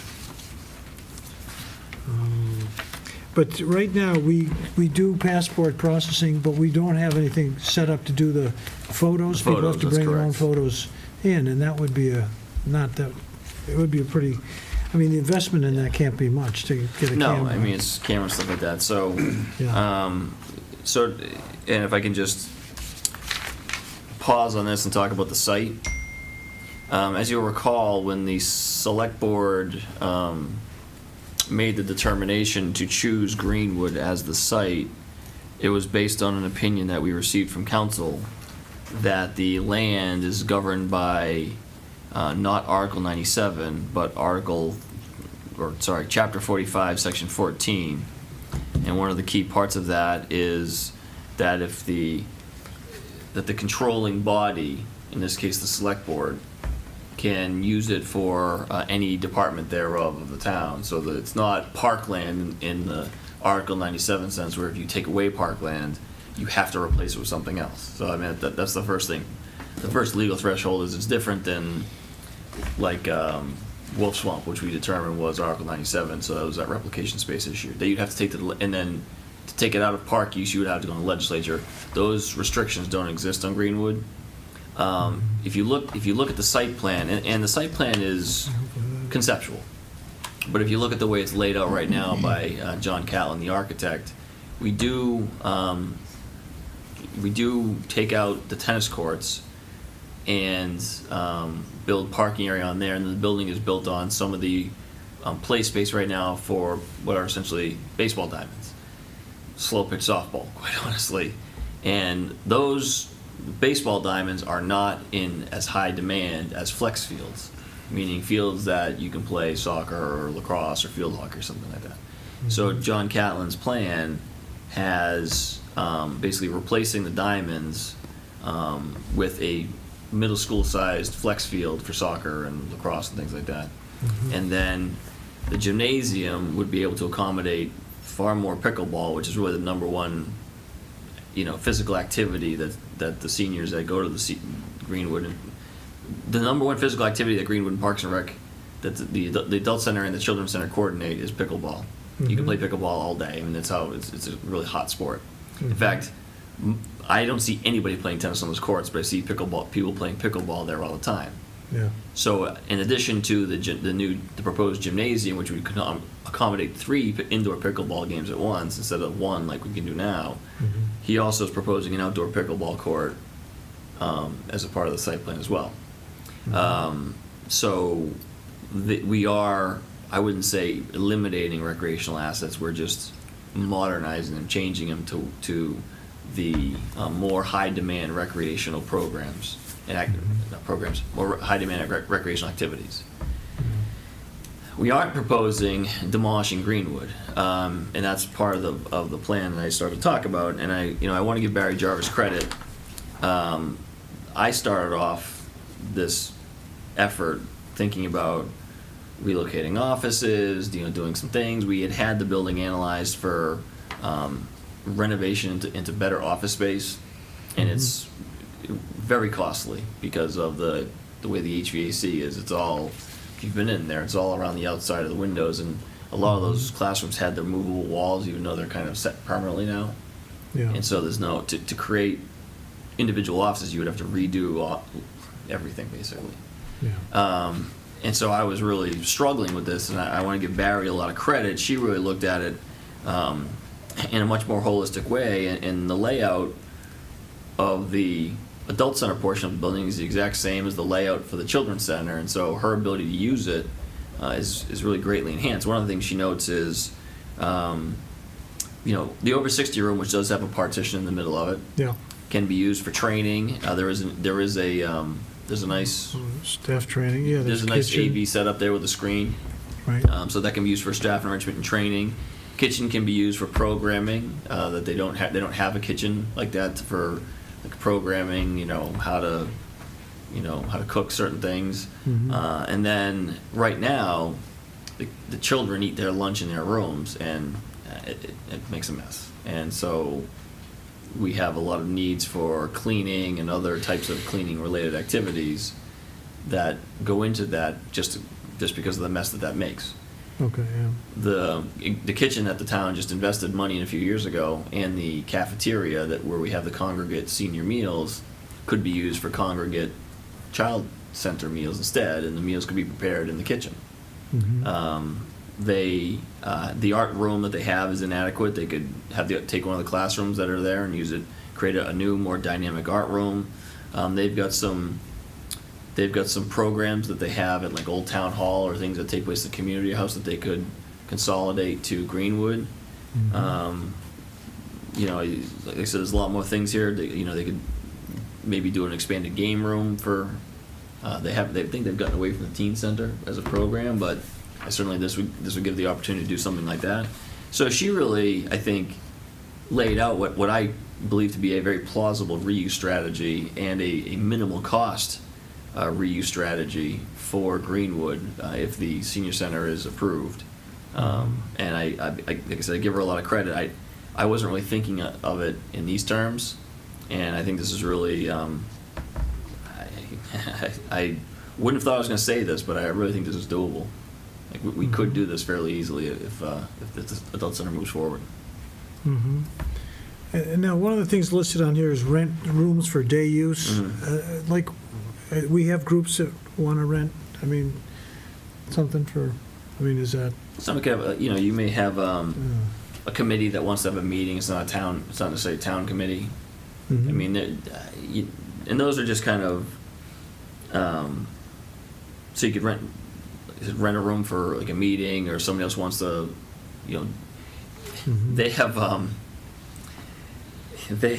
card games, or mahjong, or certain types of Okay. games. Yeah. And I remember I talked to a resident who felt very strongly that they wanted an entire room for they and their friends to play their own mahjong game. Oh, okay. And we said, well, there's a mahjong game, a community mahjong game that anybody can sign up for and play. And he said, no, we don't want to play with other people. Those people don't know what they're doing, and Yeah. we want to do our thing. So. And I think this actually creates the opportunity for people who want to just use a town facility, a central meeting point for people, and, Yeah. like I said, play a game.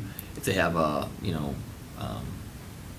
if they like to, I don't know, whatever the activity they want to do is, it would create an opportunity for that. And like I said, and that's assuming that all of the rooms couldn't be used for Parks and Rec activities.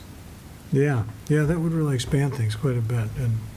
And the other thing that I'm thinking of is that all the other, when we have these multi-use fields for soccer, children, lacrosse, there's never right there isn't a playground. I mean, there's, at Greenwood, you can get to one, you have to go around, but this would have the Molly McAvoy playground right there for people who had young children playing soccer, and the younger children who would want to go to a playground. And that's appealing to me, too. That sounds great. Any other comments or questions on this report? Hopefully that answered some of the questions that came up earlier. I don't Thank you. understand why you say it doesn't fall under Chapter 97.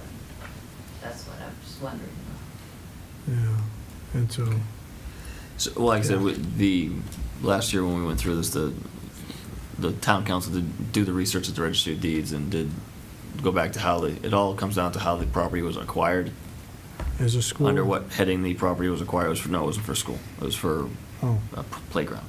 Oh, it's But it was for- not acquired under the auspices of Article 97. It was acquired subject to Chapter 45, Section 14.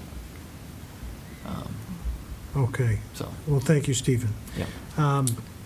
Now the rest of your report. Sure. What else we got? So I put a bunch of documents in there regarding Westcom. I had the understanding Mark wasn't going to be here tonight, so I was going to have the police and fire chief be here as well, but I will do that maybe on the 21st, because I know Mark had a lot of questions about it. Mhm. So I do plan on having them here on the 21st to kind of answer any detailed questions about sort of technology and operational considerations. But I want to make sure I got you, we applied for a grant extension.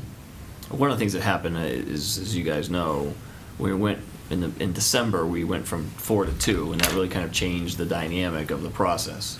Yeah. And so it's taken us a little while, with Long Meadow and Chicopee, to kind of reshuffle the deck, if you will, and move the project forward.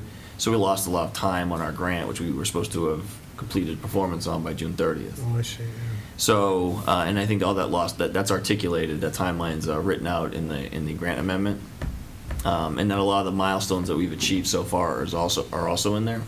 I have every expectation we're going to get the amendment, the extension, and then we're going to subsequently amend the grant to revise some of the budget, which I believe we will be hasn't been written yet, but it's in production. I also just put in there the current budget, the operating budget, Right. as well as the staffing plan. And the board of directors did approve the formula, or reapprove the formula for the two towns. And so the data is in there about what the operating budget would be and what the town's net cost would be, subject with a 75% reimbursement from the state, which is what we've been told we would receive as a regional dispatch. And Stephen, is there anyone from the town of Long Meadow on the board of directors? yeah, me. Yourself? Anyone else? No, it's a It's a- two-person board of directors. Oh, 2-person, well, that would, Yeah. we have 50%, I'd say that's pretty Yeah. impressive, yeah. So, and, you know, Long Meadow and Chicopee are working very well together. And I think, like I said, the Chief Stankiewicz and Chief Dearborn are, you know, still firmly believe that this is the right approach for us in the future. Setting aside the budget, which I included, it's a higher level of staffing, it's better capacity for significant events.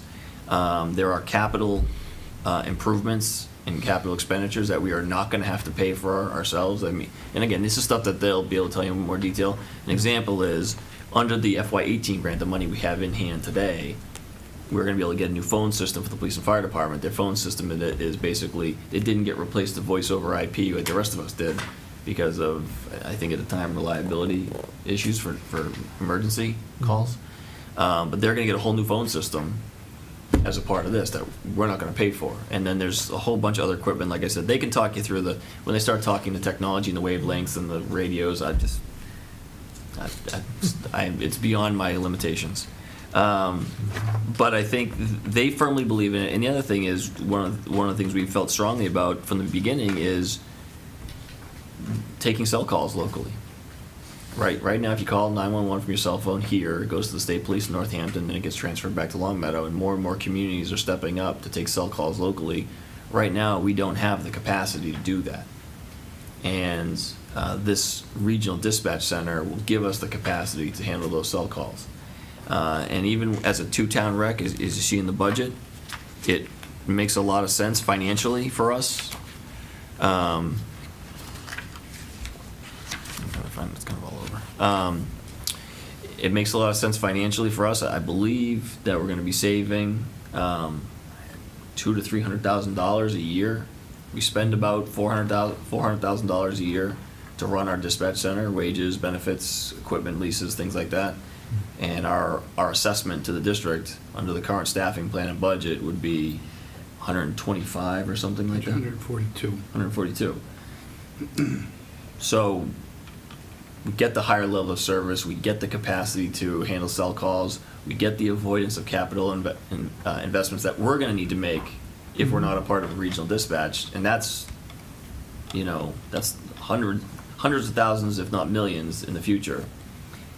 And oh, by the way, we're going to save several $100,000 annually in our operating budget. The other thing is, even though East Longmeadow and Hamden dropped out, I believe they or other communities are going to want to, once we get this going and prove that it works, they're going to want back in.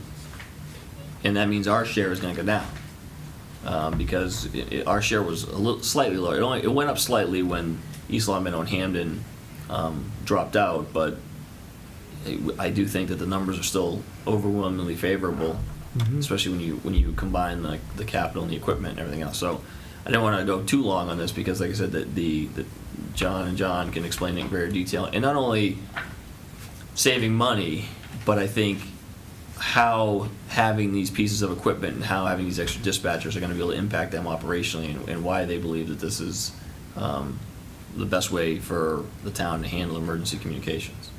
So they'll be, like I said, they'll be here on the 21st, but I want to give you guys a chance to kind of read through that stuff and digest it. All right, we'll look forward to that. Thank you. Dwight Road diff.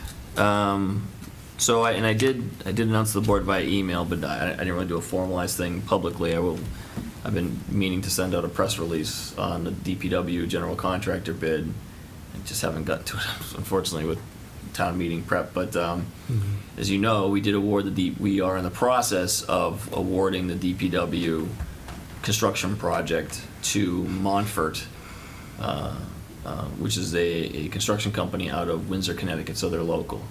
Their bid was significantly lower than the cost estimate, which has been great news.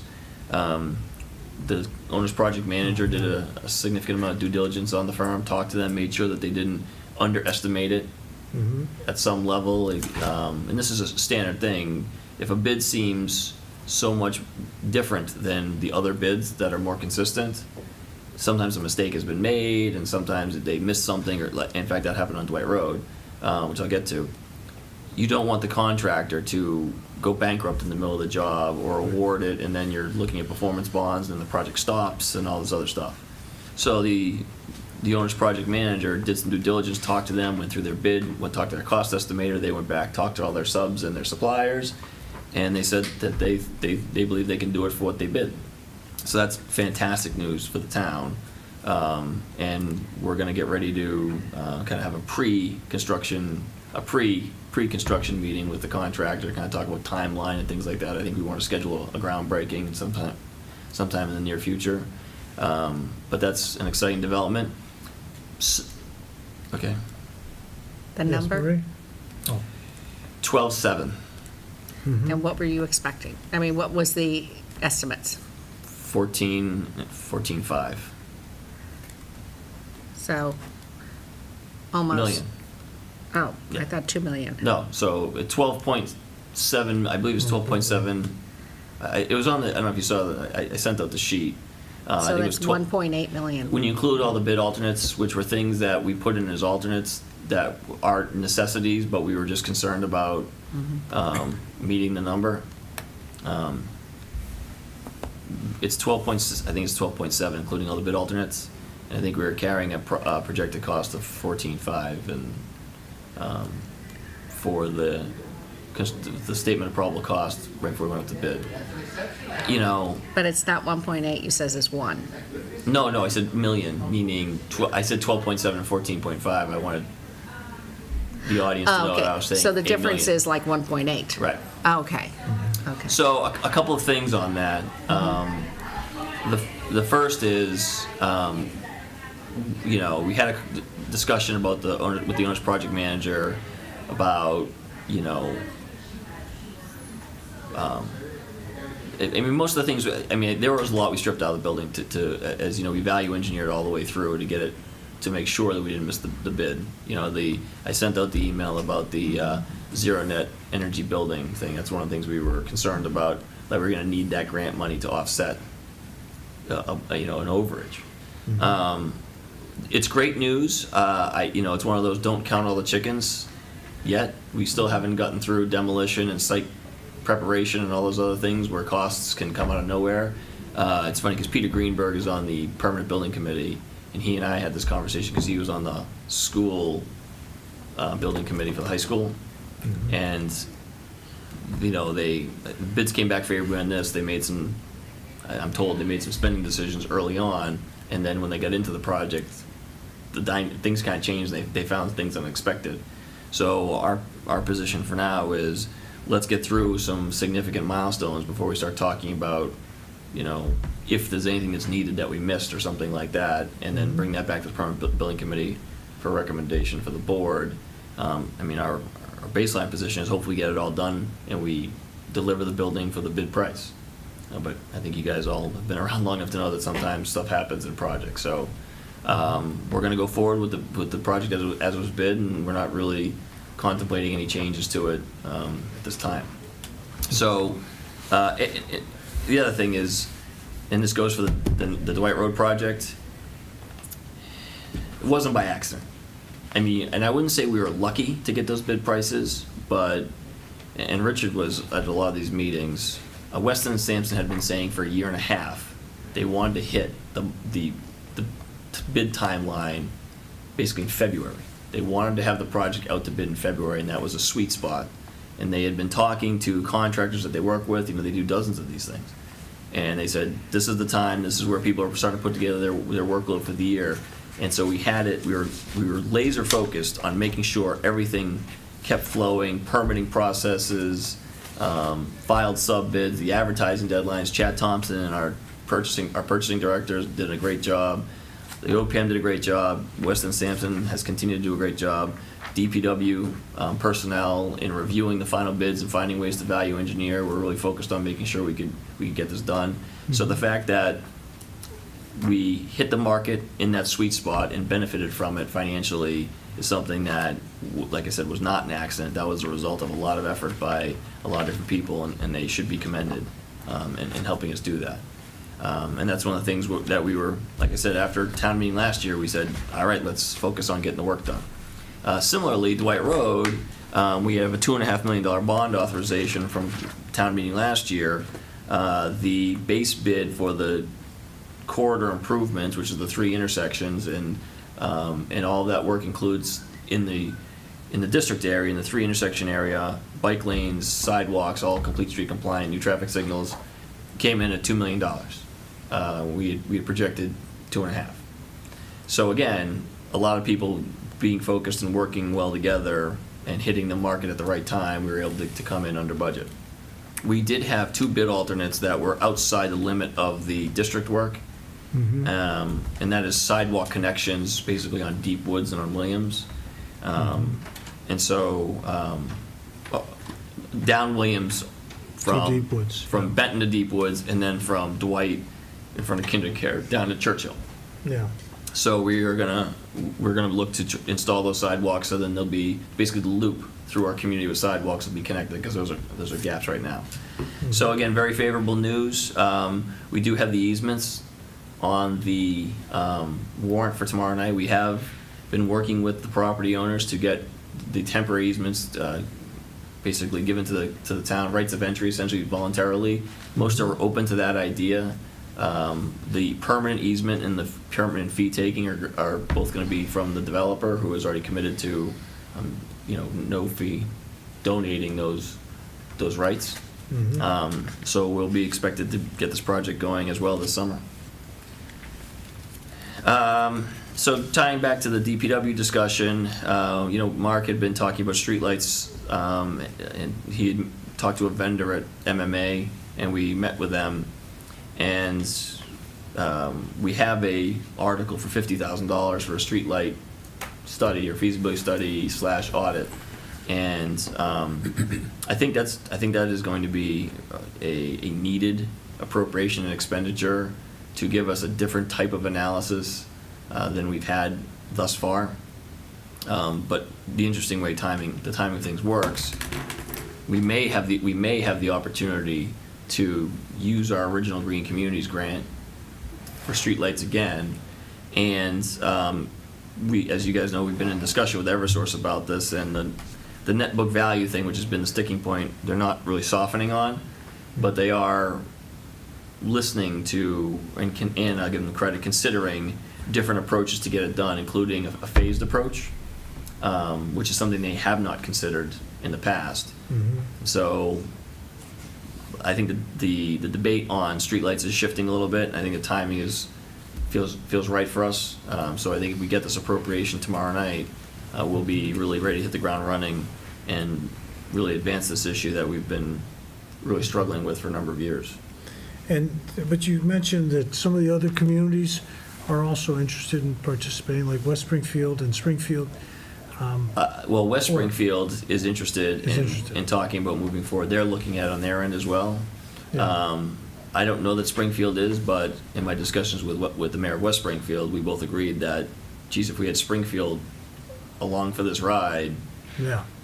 Purchasing power, or, if you wanted to continue to fight on the net book value issue, the 3 communities and anybody else who'd be willing to join the fight, that's much more, now you're talking tens of thousands of streetlights, not 1,448. Yeah. So, and even if that fight isn't successful, or we just decide we're going to move on, the conversion process is usually done by a private contractor that you hire to do all the work, provide all the fixtures, do all the switch outs, and then operate and maintain the system on an ongoing basis. Again, the buying power for something like that for the combined communities is much greater than each individually. And this is very similar to how we procure our curbside trash and both collection and disposal services by going in as a coalition. And so we already have the experience of getting better pricing because it's volume that we're offering. Now, is there anything the select board can do to facilitate this, union between us and other communities? Like, should we have some kind of reception with West Springfield, or invite some Springfield folks? Is that something we can do? I think would be we could helpful? certainly talk about having a joint meeting, but have a couple of delegates from the select board, See if we can meet with the mayor and a delegate from the Westfield City Council or Town Council. Yeah. And then if we were able to get the mayor of Springfield's attention on it, that may be something we could certainly do. Okay, anyone on the board has an opinion on something like that? I don't know if we've done anything like that in the past, but I know we certainly struggled with this streetlight issue for a long time. I think when we've done projects, like we did West Springfield and the MGM negotiations, there was a member of the select board and the town manager, and I think the attorney. We had joint meetings, so I could see something like that going forward. The other, Agawam, any of the other towns are in that position? It's some of them, not all of them are in Eversource's like East Long Meadow is a National Grid customer. They're not in Eversource's service territory. The other thing is, like Holyoke has their own municipal light company. So there's different. Chicopee, you're friends with Chicopee. We are, and I think they are. I think they have been doing some research on this, but I think it's more. I think West Springfield is actively engaged in doing it, and it's one of those issues where if you're not really kind of into it, it's difficult to get into it. So, and like I said, the other thing is the discussion with Eversource is definitely different than it has been over the past few years, and that's significant to me. Yeah, well, if meeting with West Springfield would give us some momentum, and then, maybe then we could invite Springfield, to meet with us. I know I would be willing to do that. I'm sure other folks, like Mark, I don't want to volunteer someone who's not here, but, that might be something that would be valuable. Sure. So,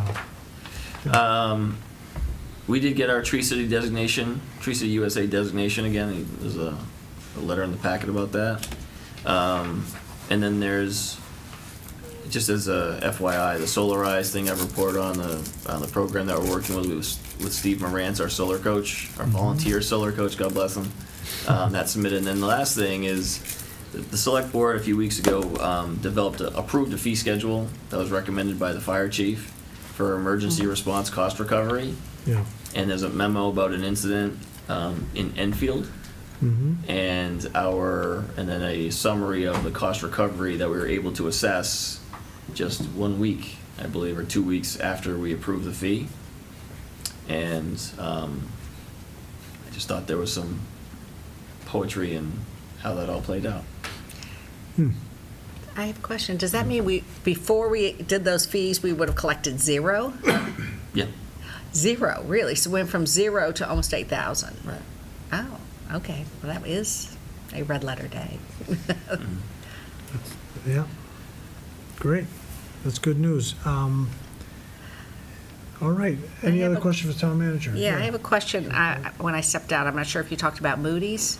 I had a question. Should we, Paul, be considering a policy where we put so much money away to build up our cash reserves? Because I know the OPEB isn't that. I mean, maybe say a certain percentage of the end of the year rolls in. Is there, even if we just do little bites at it? Well, we have been following a practice of putting money into the Operational Stabilization Fund, both in the fall, and there's some money that is being proposed, 200, it's being amended to like 200,000. So we are chipping away at it.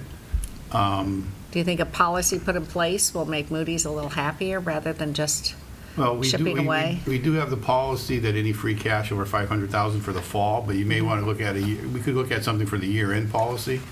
That what we have been doing is that any available free cash that we have at the end of the year, I've been putting into the Operational Stabilization Fund. So we've been following the practice, but we just don't have it in writing. If you want to put together something for writing, we can do that.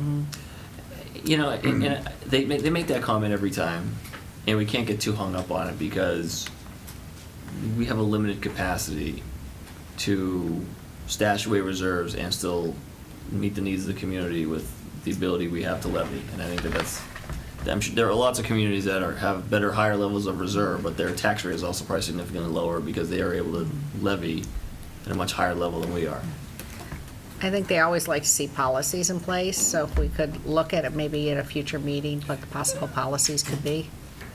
Yeah, we do have a reserves policy that they have reviewed.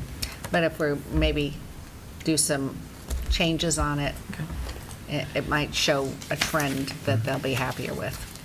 Can I go back to the streetlight issue? I have a slide in there that I was going to have ready to put up on the screen for town meeting tomorrow night.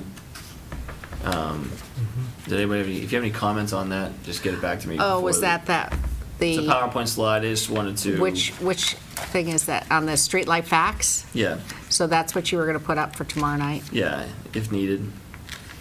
And that's for what article? Was it Article 4 or Article 5, the 50,000 for the, Article 4 or 5?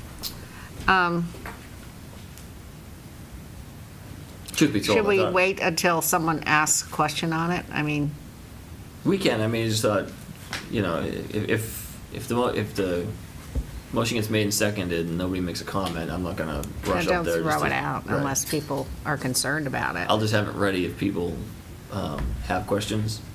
I was mostly hoping to hear back from Mark on this, so, and I didn't. But, you know, if they're, If nothing jumps off the page as something that doesn't seem like your historical recollection, then I'll just have it in hand. yeah, I wouldn't push it out unless there's, because I think people have heard a lot about streetlights from us. Yeah. Okay, Yeah. fair enough. That's it for me. Okay. So then let's quickly move through our old business. We need to get a motion to approve the minutes of April 17th. So moved. And second? Second. Okay. All those in favor? I Okay. abstain. Extend, okay.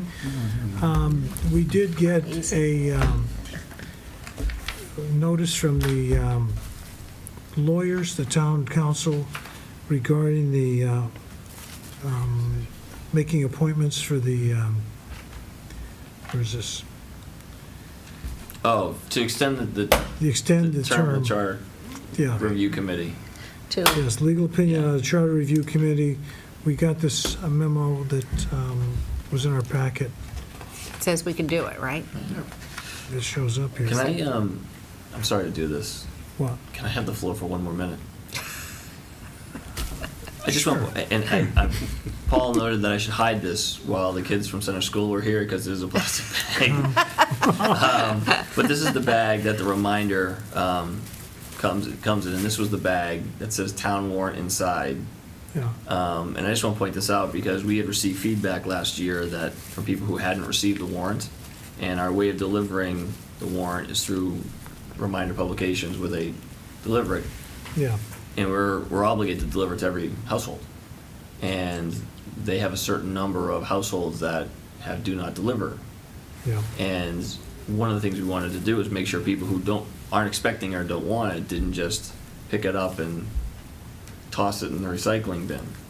And so I suggested a sticker on the outside of the bag. And I'm proud to say they'd never thought of it before. Was the sticker on both sides of the bag? No, just but my sticker. No, my driver. Mine was sticker side up in the driveway. They But I know just where wanted you to point live.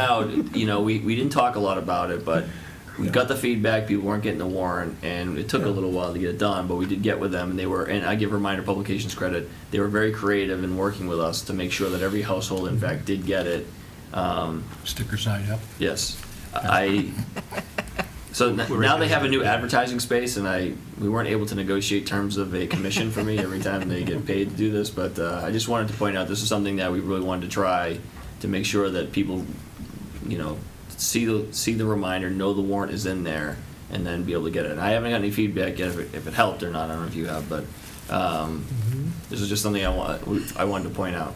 You know, you will get a picture of that bag hanging in a tree. Yes. So you will not only get the praise, but the condemnation when they see them lying around. But thank you, it's a good idea. It keeps the paper dry. Anyway, sorry about that. Oh, that's all right. So Are you looking for a motion to extend? Yes, why don't we do that? Because basically, the town council has said that we can extend the term to the appointed body in general without being in violation of any of our procedures. So.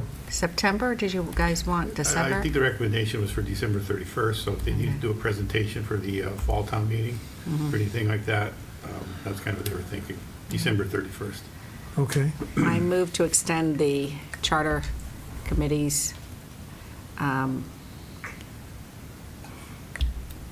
what do they call it? Period of time until December 31st, 2018. Appointment term. Appointment term. Appointment term. Okay. Second. A second on that? Okay. Any further discussion? Okay. All those in favor? No, he's got I just want to say that they're discussion. doing a really good job with it. Ah. They have, they are doing a pretty thorough job. Sorry. Oh, good. I just want to give them credit for doing good work. All right. All right, good. Then all those in favor? Okay. Thanks, because I know at one point we talked about them coming and explaining just what they've been working on. All right, so the next thing on our agenda is we go to new business, and why don't we move our moderator up to the, to number one? If you would join us, Rebecca. I don't know if I can speak for everyone on the select board, but I know I'm very glad that you're running for office again to continue as moderator. You've done a great job, in my opinion. Well, thank you all for having this meeting and inviting me to come. I wanted to first thank the town for providing refreshments at the forum on May 3rd, and your presence. Many of you were there at the forum. I also thank the schools and the students for being ready for town meeting. I know it's no small feat. There will be, and I also finally thank the people who came to the forum. There were close to 40 people, may have been slightly over 40, but 39 signed in, so it was a really well-attended forum. The articles that we'll face on Tuesday night are substantial. We have obviously 35 articles, and 9 of them require 2/3 majority.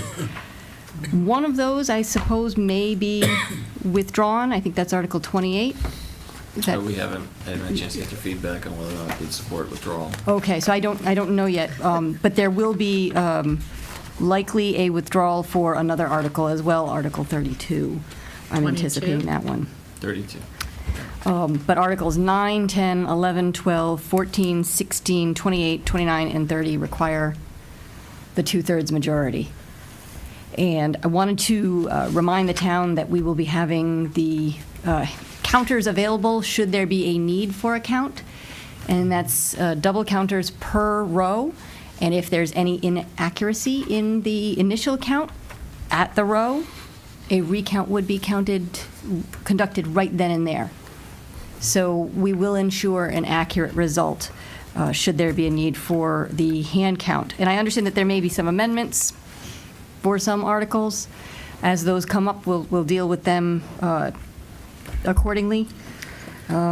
All of the usual prefatory remarks will still stand. I will be cutting down the prefatory section considerably, just making general reference to the bylaws and to town meeting time and the charter that guide our actions. I also thank the DPW for putting up the street signs notifying people of town meeting.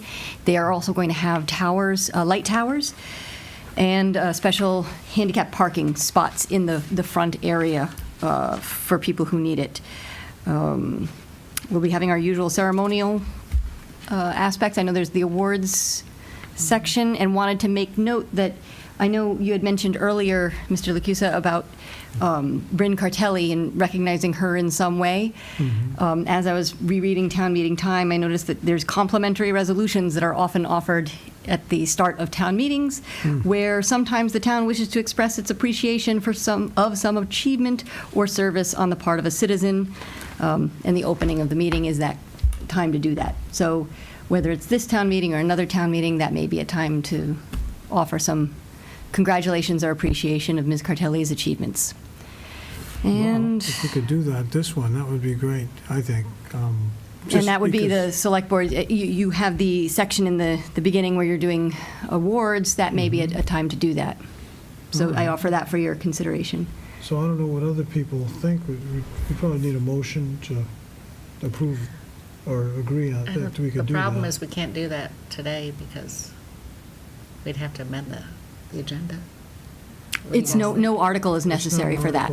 It's just an award, or just a recognition? It's not on this agenda, but I would argue that it's an item that was not known to the chair at the time of the agenda posting. So if you guys wanted to just consensus around the idea that we want to make an announcement. Well, the chair knew about it. Not about the fact that you could do it at the beginning of town meeting. Oh. Because I was going to say, he's the one that brought it up. No, I brought it up. But this idea of doing a resolution at the Independent of beginning of town Rebecca. meeting is new news. Or, I mean, any citizen can offer that resolution. You know, we the town of Longmeadow, share our appreciation for the achievements of Bryn Cartelli. I mean, something simple like that, where we're recognizing her considerable achievement. Do you want that in writing before the? I'm sure you'll do a great job. I'm not gonna Mm-hmm. need that in writing. It's you know, you're in charge of that kind of awards portion to begin with, so I just share that with you. If you want to, you know, share that with somebody else to do, you can do that. So. I don't I'd know say what leave other it to the folks- prerogative of the chair. Oh, prerogative, Yeah. okay, because I think How do you it would guys be good. I mean, because I think, if, she's already won a great accomplishment, and she's going to get a record contract. So, I mean, it isn't like she's going to come out of this with nothing. And so, well, I think we should get folks in the town a little bit excited about this and supporting her. So, all right, let's plan on So I doing just that. wanted to mention that to you. I'll Well, just that came up. Put together something briefly. I'm not going to make a long speech, but thank you for bringing that up. Oh, sure, to my sure. attention. Were there any questions that you all had about any articles or procedures?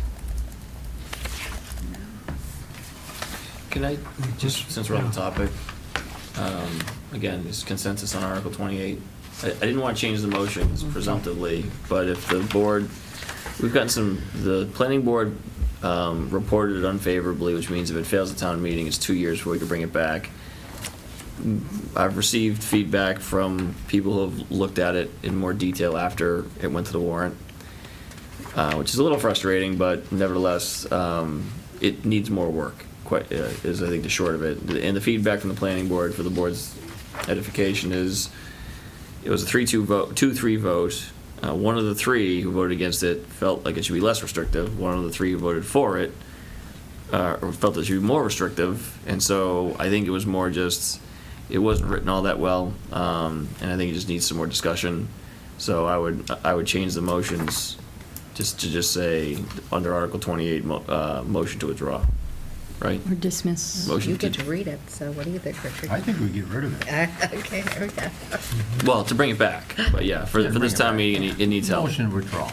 Okay, so now we have consensus on that. I'll take care of that. You need a board vote?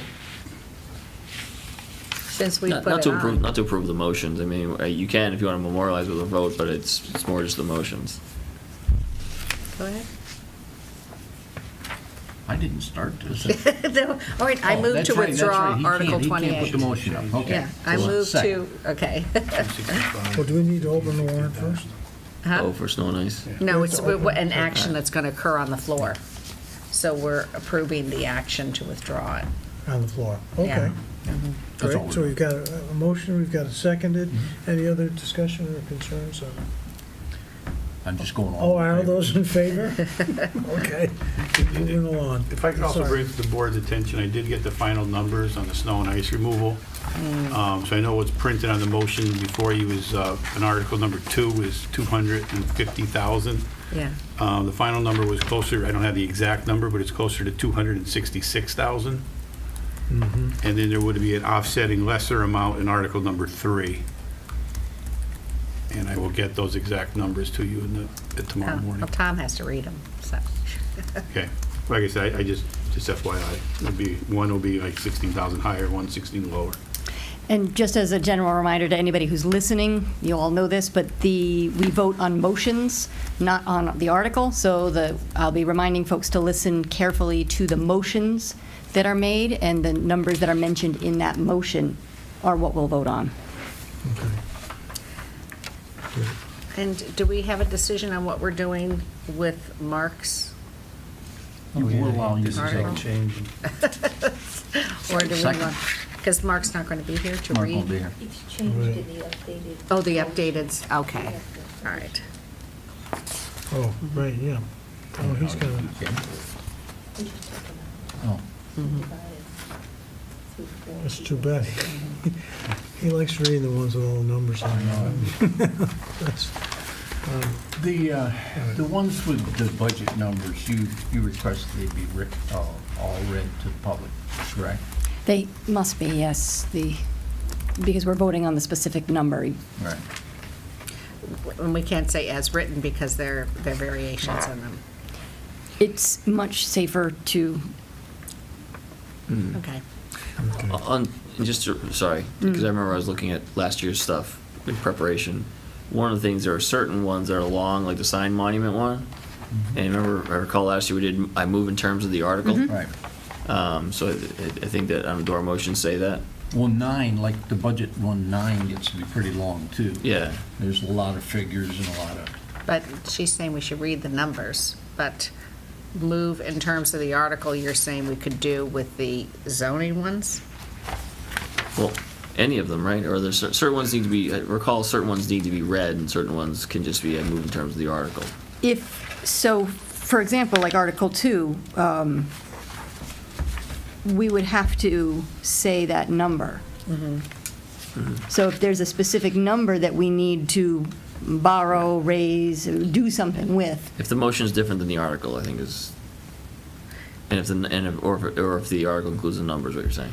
Well, we're specifically asking about Article 9, the Okay, budget I see. one. yeah, we're talking, I think you're saying anything with a number in it that we should read. So Article 7 and 9, even though there's huge number and there's no changes, we still should I see what you're saying. read it. it's a general preference to at least read the subtotal. And I'm going to get back to you on that. I just want to double check. Okay. My preference is generally, yes, read the numbers because they're there, and you're voting on the people need to vote on a specific number. Does it Yeah. help that after they make the motion, I'll Yes. get up and put the numbers and everything on the screen? And people do have the warrant in front of them, presumably. Yeah. Right. So and I have the motion sheet in front of me. The articles are in a different spot. And is the article is the same as the motion sheet for number 9? Yeah, that hasn't Is that right? changed. yeah. Okay. And Article 7. Yeah. So- Article 6 could be. Why don't we talk tomorrow? Yeah, that's fine. And because we did this last year because we had such a huge warrant. Yeah. Right. In advance, we went through and said, we called it MITA, M-I-T-A, move in terms of the article, and we put that Right. tag on all of them because we wanted to get through it to speed up town meeting because we had so much work. It isn't as robust a warrant, but I think, so we haven't had that conversation with town council. Yeah. But we can, if you want, or we can just let it I ride. want to double check with him on that. Okay. Yeah, if we could see, because I think it's going to be hard to read every single number correctly, and if there's a mistake when it's read, then Yeah. everyone freaks out. And I assumed that you were doing reading of all of them because the motion sheet did not differ in any way, so. Certainly, when the motion is different than the article, the number must be, the Okay. whole motion as specified must be read.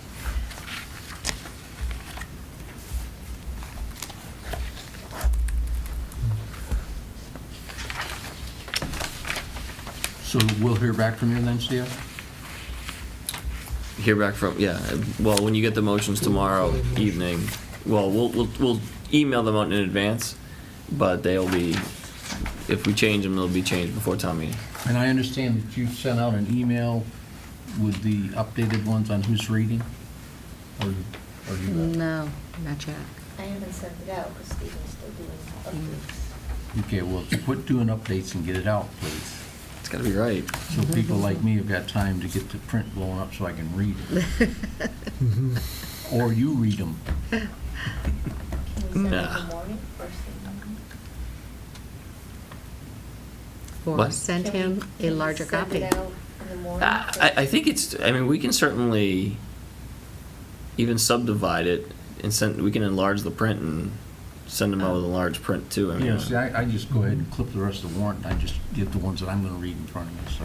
Yeah, give us If you all can give me the big Word ones. file anytime before the meeting, I should have enough time to go in and do it. I'm a little more efficient. We will dispense as soon as humanly possible. Okay, I will wait. Text it frequently. Yeah. Yes. In my office, I'm sure. No, I'll be- Tapping your foot while you I watch would me like do to it. be in the community gardens. Yes. That's it. 28 points. Yes. Yeah, I like it. I No, like we it should about really get that done. There was Yeah. Yeah. like I said, there was that minor tweak on the Dwight Road, the easements article. So there were just a couple of moving parts, but not much from what you had received earlier. Maybe we can use a teleprompter. Yeah, there you go.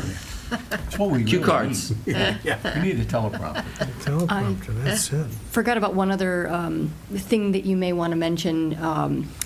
Just got notified that the Boy Scouts troop is going to be cleaning the cemetery grave sites, the gravestones in Normandy this summer. So Oh. Troop 90 is going to be doing a significant service, and I'll share that with you all via email. Just mention it. What Wow. date? I don't know. Because I'm How going do to be here. how do you get to go on that trip? That sounds like fun. Become a scout. Yeah, Be prepared. be prepared. I Yeah. don't know why the select board can't go clean the grave sites. I think there's an age limit on In scouts. Normandy. So Yes. I don't think we'd qualify. That'd be a good warrant article, wouldn't it? No comment. Any other questions about procedures or whatnot? Okay. Well, thank you very much. All right, great, thank you.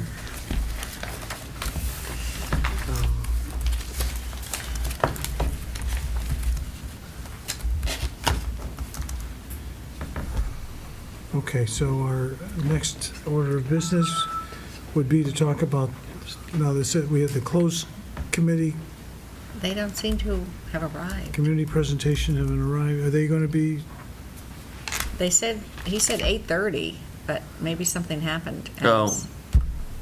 Or did he contact you? Yeah, I don't think they can be here. Okay. okay. So we can move to the, They had asked to do it, and then I think somehow, and maybe it was John Dearborn mentioned it to me. There was a couple of different things a couple of different presentations they were going to make, and I think that they said they couldn't be here, but they had asked to present here. So I think there was some communication issues. Yeah, okay. all right. So will we move them to the next agenda, next meeting for new business? The next meeting's pretty long. I don't think I think they're all set with presenting to the board. I think they were going to do something different. Oh. Oh, okay. They have not reached back out. Let me say this. I have not heard from them directly that they want to reschedule. Let me say it that way. Okay. So, all right, and then so we can move to the quarterly investment report. We did that. We did that. Oh, we did that. Oh, that's right, yes, you did that. The audit correction report update. And so, The audit correction report deals with the management letter findings for fiscal year 2017.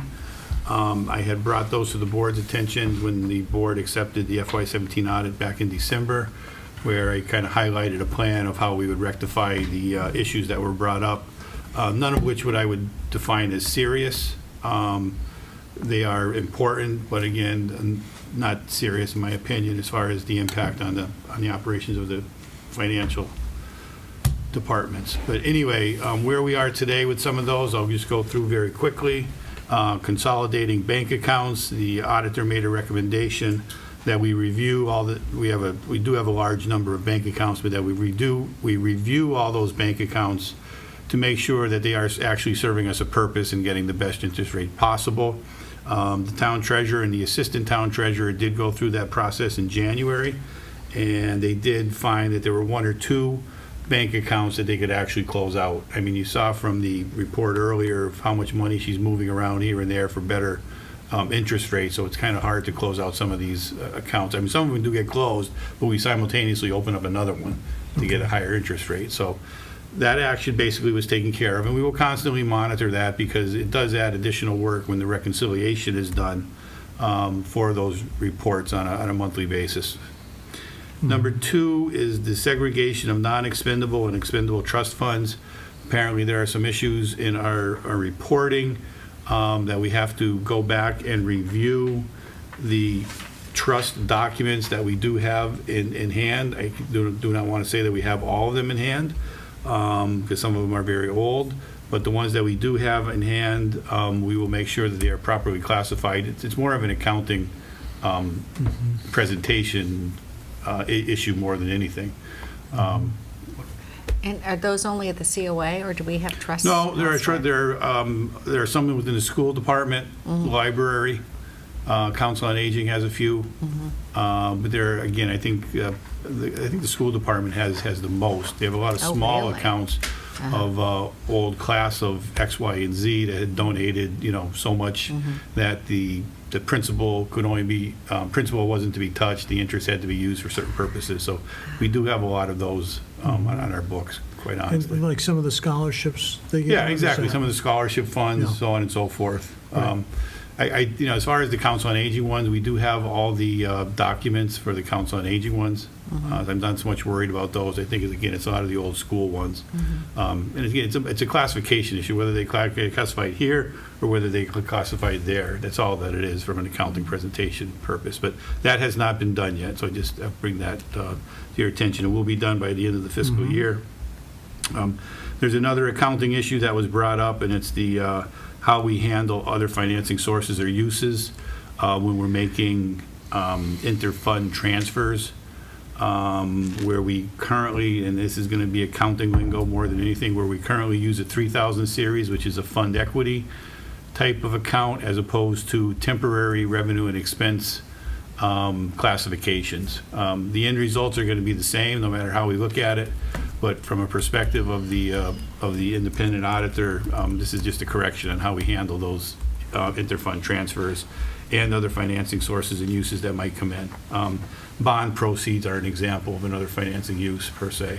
They're not really revenues on a recurring basis, but they do have to be recorded as income coming into the town. So again, it's more of an accounting issue. Number 4 is the improvement internal control at the DPW, mainly the recycling center also, where they do take checks at the recycling center that they were found that the checks were just handed over. And potentially, if somebody found one of those checks, they might be able to do something, especially if they were made out to cash. So the process now is to have those checks immediately stamped by the recycling attendants, that they would be deposited into the Town of Long Meadow account. And that whole process is being done currently. Those checks are, again, once they're taken by the recycling attendants, are stamped on the back that they're, to be deposited in Town of Long Meadow accounts. So it was just a minor procedural process that they thought we could improve on. And then the accounting of all the receipts that come into the DPW, that they didn't have a centralized location for all those receipts, and then subsequently the amount that they turn over to the treasurer. So what they've done, or what they've recommended to do, to get done, and this has been done already, is they've created a log of all those monies that do come in, the purpose that they're coming in for, and excuse me, other subsequent information that might be recorded. And then they would also follow through that the dates that those receipts are being turned over to the town treasurer's office. Again, as I said, those are being done currently. We will be checking on those through an independent audit that the town accountant does.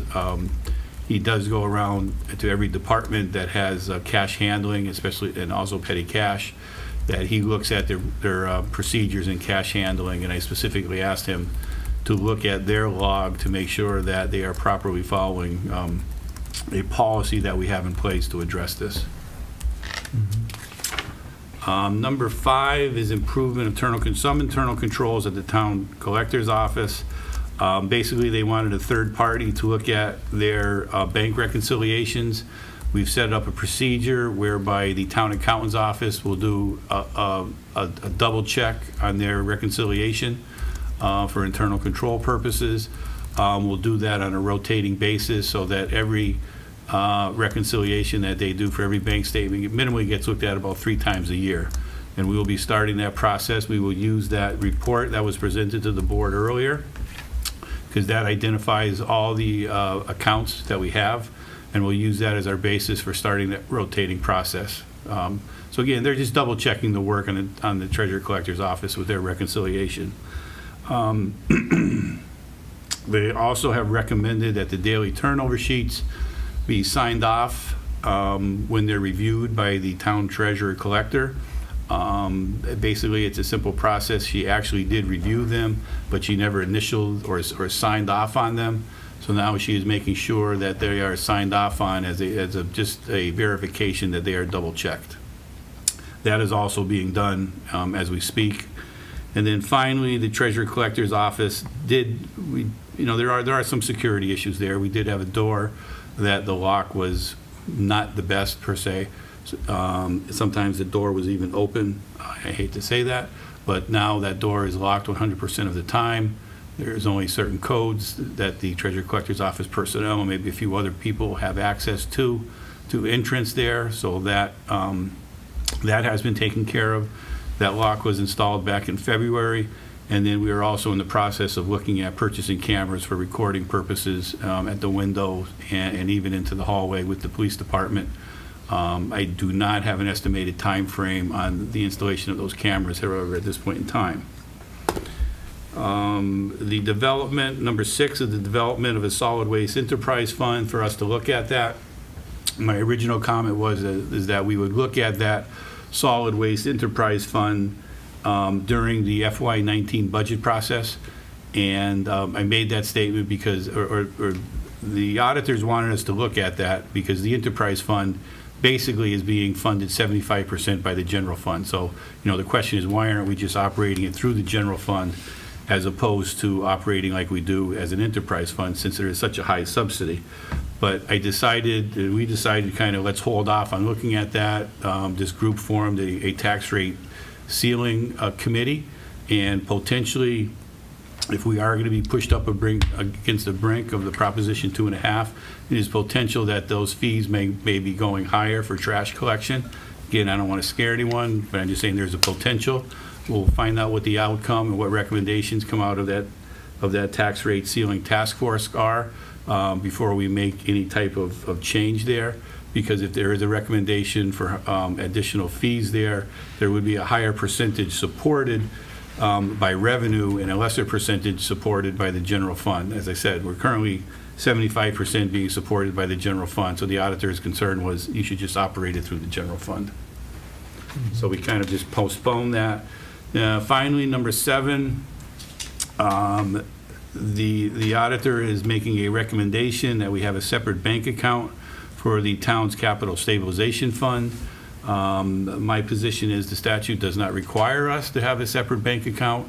We don't actually need a separate bank account. In one recommendation, they tell us to reduce the number of bank accounts, and here they're asking us to make an additional one. The statute only requires us to accrue the interest in that account. We do an allocation on a monthly basis of the accrued interest when those funds are commingled. So it does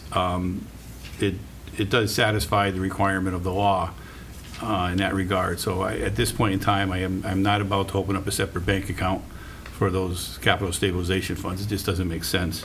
And then finally, the review of our capital asset schedule. Historically, years back, we would send it out on an annual basis to the departments for them to upgrade or to just make sure that it's accurate. We had gotten away from that, trying to do most of the work internally through the accounting system from the purchases that we made throughout the year. The auditor is just making a recommendation that we send out our annual asset inventory to the different departments to make sure that our asset inventory is accurate. We will do that sometime at the end of the fiscal year in preparation when we make the final listing of our assets. We'll have it verified by the different departments that are listed there. So quite honestly, it was, again, as I said, nothing serious as far as the audit findings. Important, but no grave danger of us losing any money or anything, other types of assets in that regard. One question. On number 4, B, and it talks about keeping track of cash. You know, one of the things that is easier to do now is, for example, when the police they get cash all the time for different busts and stuff, and so they lay it all out and they take a picture of it. And is that something we could do with cash that comes in, you know, where they could just put it on a table, take a picture, send it to the treasurer?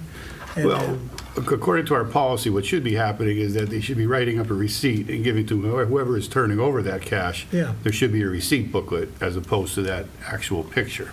Yeah, So that's the process that we have in place. okay. So I don't know, in terms of cash handling, do they have to cash out at the end of the day? Like, you know, bank teller gets a lot of cash, and then at the end of the year, they have to balance end of the day, they have to balance any cash collected. The policy that we have at the departmental level is that if they have, I believe it's over $250 in cash, they need to turn that cash over on a daily basis. If they don't turn it over on a daily basis, or if it's something under $250, they need to have a secure spot where they keep that money. Okay, Minimally, they're supposed to be turning it over on a weekly basis, any cash and checks that they receive. So that's the policy that we have in place. So there really shouldn't be all that much cash floating around in any one department at any one time. Now, the treasurer collector, on the other hand, will make a daily run to the bank, and they will deposit all the cash that they receive during the day. Again, they are going to the bank on a daily basis. So they are basically, you know, minimizing the cash that they have. They usually go in the early afternoon.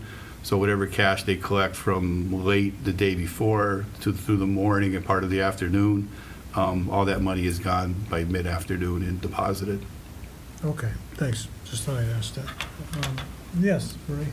It seems like a different correction list than we've seen in the past. Is it because we have a different auditor coming in this year? Well, we do have a different auditor. I'm not quite sure what you mean by a different correction list. Well, I The mean, findings? a lot of the findings were similar year to year, and that we were making corrections, but this whole thing about locking the door and cameras, that all seems to be, is it a different approach because it's a different auditor, or? Well, that could be a part of it. I mean, the other part of it, and what you're not seeing are all those prior year findings, because we've cleaned up all those prior year findings. So that's why you see everything on here is kind of brand new and the first time that you're seeing it. And it does ironically go with the timing of a new auditor also. So it's kind of two-part there. Thanks. Any other questions? Okay, well, thank you, Paul. Good job addressing that. And let's look at the, we have one-day liquor license approval for St. Mary's fundraiser. We have a motion to, So moved. okay, is that second? Okay. Is there an alternate date? Mark usually says. There's no alternate dates. Okay. There's no alternate date? No. Okay, then, any further discussion? Okay, all those in favor? Okay.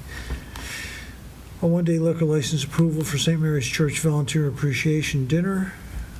We have a motion to, So moved. okay, and seconded? Second. Okay. All those in favor? Okay. One-day liquor license approval. Yeah, I was going to add, you know, Marie was saying, is Yeah. there a secondary date? I think that's usually on the other Outdoors. permits, Yeah, not it's not on these. It's if they're outdoors, yeah. Yeah, the outdoor Mhm. things. Okay. So the other is St. Mary's Knights of Columbus Adult Spelling Bee. Yep, yeah, they need alcohol for that one. After We the teased this spelling. today at staff meeting that they're going to start with big words, and as the night goes on, they'll shorten the words, which is the opposite of a spelling bee, like a normal spelling bee. Yeah, so moved out. Okay, and a second? Second. Okay, well, this might be something to see. She had a note on here about the needs insurance certificate, is that? Yeah, before I hand them the license, they have to give Okay, it to me, good. just to They, I believe they have divine coverage. remind myself. Yeah. Well, you know they'll have chaperones, so. Yeah. Okay, all those in favor? All right, and we have a block party approval for Drury Lane. With the rain date. Yeah, with a rain date. Do we have a motion? Well, the Muffin Man can't really be out there if it's raining, so they have to. Yeah. He lives on Drury Lane. Yeah, so moved, Tom. Okay, and a second? Second. Okay, and we will take a vote. All those in favor? Okay. And then we need to look at setting the fall town meeting.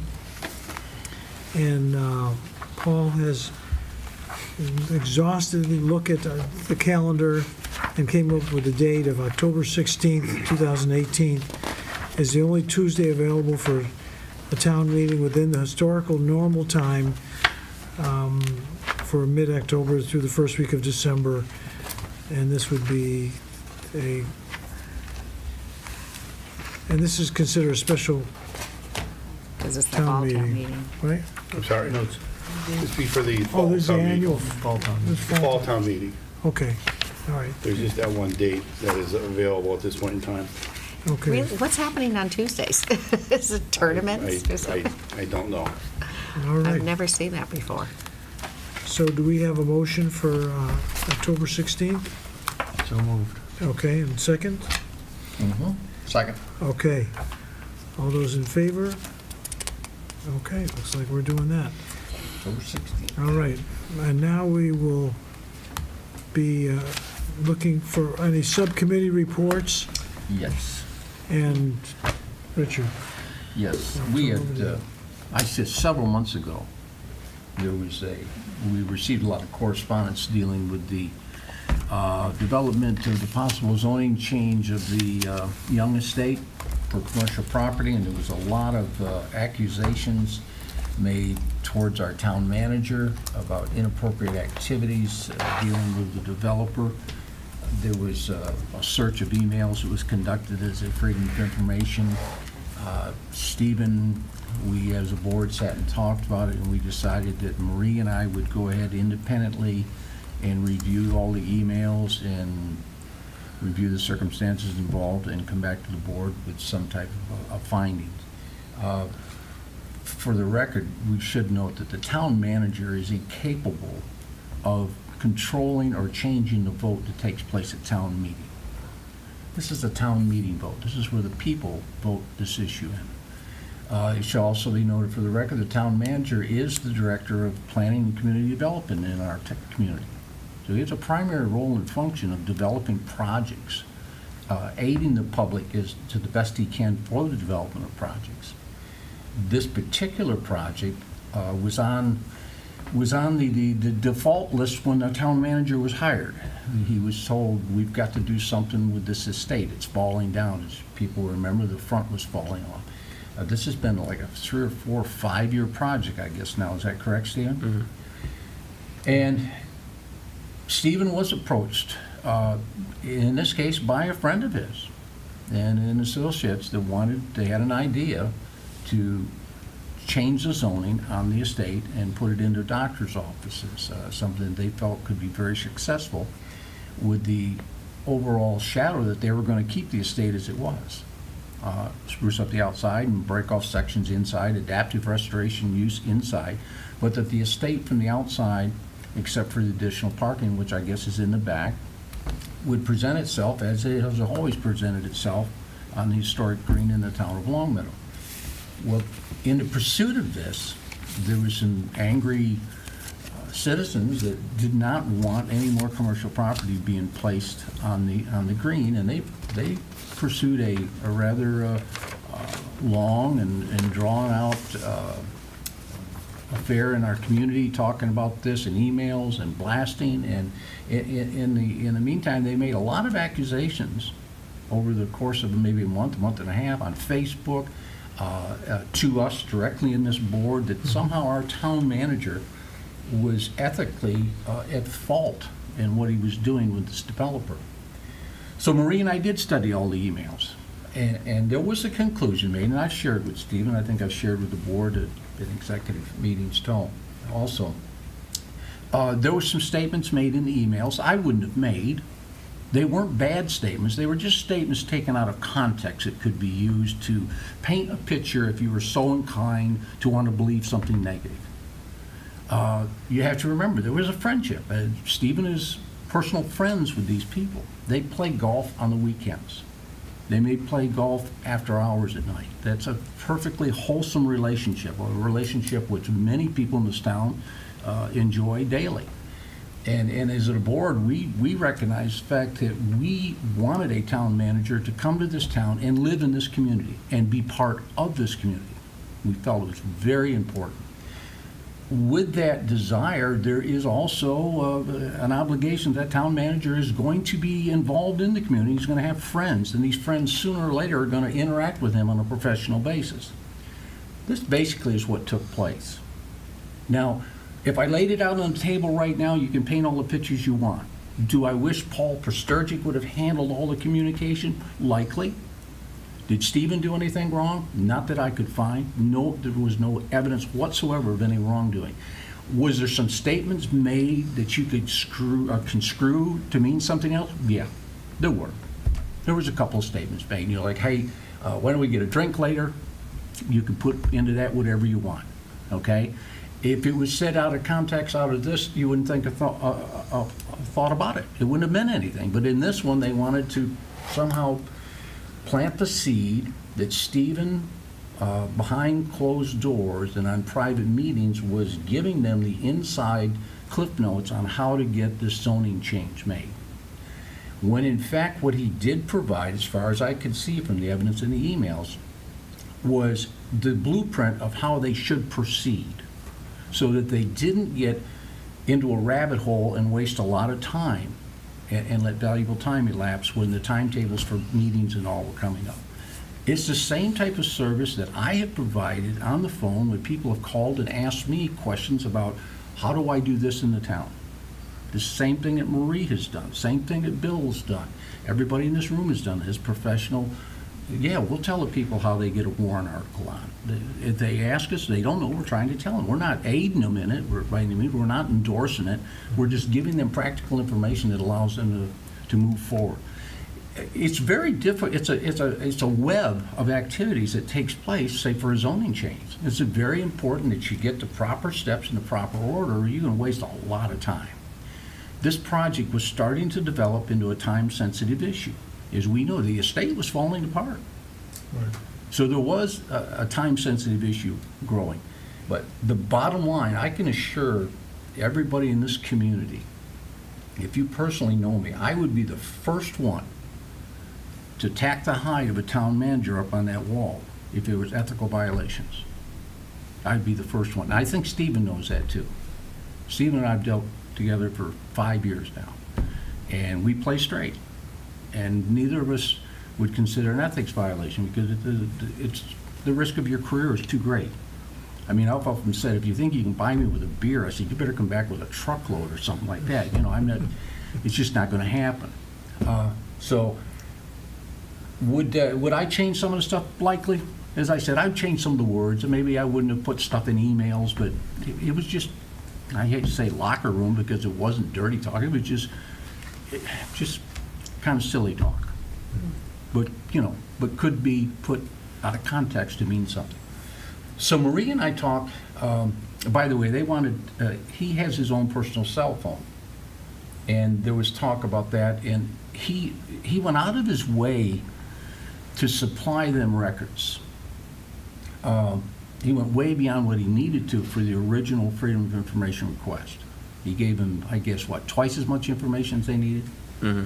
And so there was a lot of little snips of stuff that they didn't even need that they got. And of course, it's easy even there with little snips because it was personal communication and everything else. So there was a recommendation that Marie and I, when we chatted about it, that we thought that the town manager should be given a cell phone from the community, no longer use his private cell phone. There's a lot of problems with that too. And Stephen's number's all over the universe, and people know him, and he's not the only individual that's using a private cell phone to do business and to do private. Most of the emails are going out officially. Stephen even went into his tweets and provided the tweets or the text messages. So I mean, he went to that detail. It was a lot of work on his part to retrieve this. There was a question mark on something about why did Stephen go back and retrieve this? Well, it got down to the point where there was likely only 2 people in this town that could actually go in and retrieve this information because of the confidentiality on some of the issues. Stephen basically went ahead and produced all of these records because he had the best overall knowledge of where the road maps were. And I think he provided way more than was needed. When I came in, I requested that the IT department dump the records. It was a lot easier going through Stephen's records because when they filtered it, I think I got 750 emails. And about 400 of them absolutely had nothing to do with the thing, but they didn't narrow the search down enough. But there was repeats in them where I was going page and looking at this stuff. There was a lot of repeats, but there was just a lot more information there. So I think Stephen actually met the letter of the law much better than the dump out of the IT department, because it was more or less, he filtered the documents and he gave the recipient every document that had anything to do with that or any correspondence that he could figure back and forth. The other recommendation that we had, Marie and I talked about, is that Stephen has an assistant town manager now. And there's some of these issues to where if Paul and him can get together and chat and say, you know, maybe my involvement in this may be a little too close to home, and shift some of this to Paul, to let Paul be the front man on a lot of it. It doesn't change the outcome, it just changes the perceptions that some people might get. They're the only two that can determine the right path for that to be. Because there's some cases where Stephen would be better off to take the leadership role 100%, and there's some where Paul may be a better avenue, just to insulate the system and to keep it more straight in the eyes of everyone. And we said future public record request. If there was anything that came in the future, that the deputy likely should handle the information retrieval and organize it. To once again remove the town manager over just a little bit so somebody can't take pop shots at him and saying, we don't think you did this, we don't think you should do that. You got another management official, although he is a subordinate in this particular case, but it still is another management, and he also can review likely 99% of the confidential information. So it's illogical. It would either be Paul or the IT director. And I think the quality of service in this case would be better borne by Paul doing it or Stephen doing it than it was by the IT, because of the filtering, because he didn't know enough about it to really crank down on the filter. But you know, this is just little snippets from all these things, and there's tons of them, and I've highlighted them, and we spent a lot of time on it. And Marie and I talked quite a bit on it too. There was like 700, I think there were 750 emails that we scanned through. Okay. So I can't sum it up any better. I couldn't find that Stephen did anything wrong, except for the fact, like in retrospect, some of the things he should have remembered. You know, we often had an expression with Stephen and I working together. I said, don't say it unless you want to see it on the front page of the Washington Post. And there was like some things in the emails chatting back and forth that they really wouldn't want on the Washington Post, because it would make it, I think it wouldn't make it illegal, it would make it look like, what are you guys funning around with that for? You know what I mean? Just a silliness. All right, well, thank you for your diligence in looking through all those emails and messages. And Marie, do you have any comments?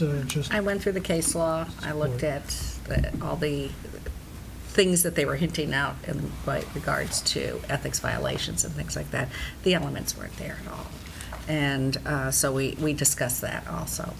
But, you know, people can make suggestions that they were, but when you just go down and you say, here are the 3 or 4 elements, and none of it was really there.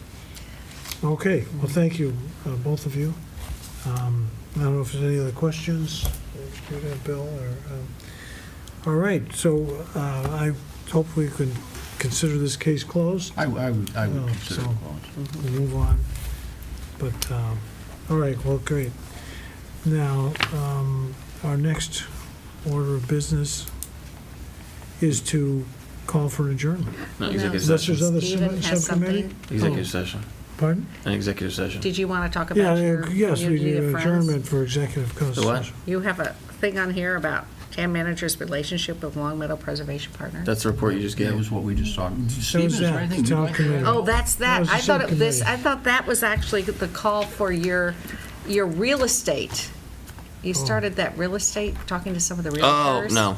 Oh, okay, No, that's not what I that. No, thought that was a that's the report fancy you just, name for yeah. that. No, Okay. no, Richard, I just want to thank the two of you for the work. I know,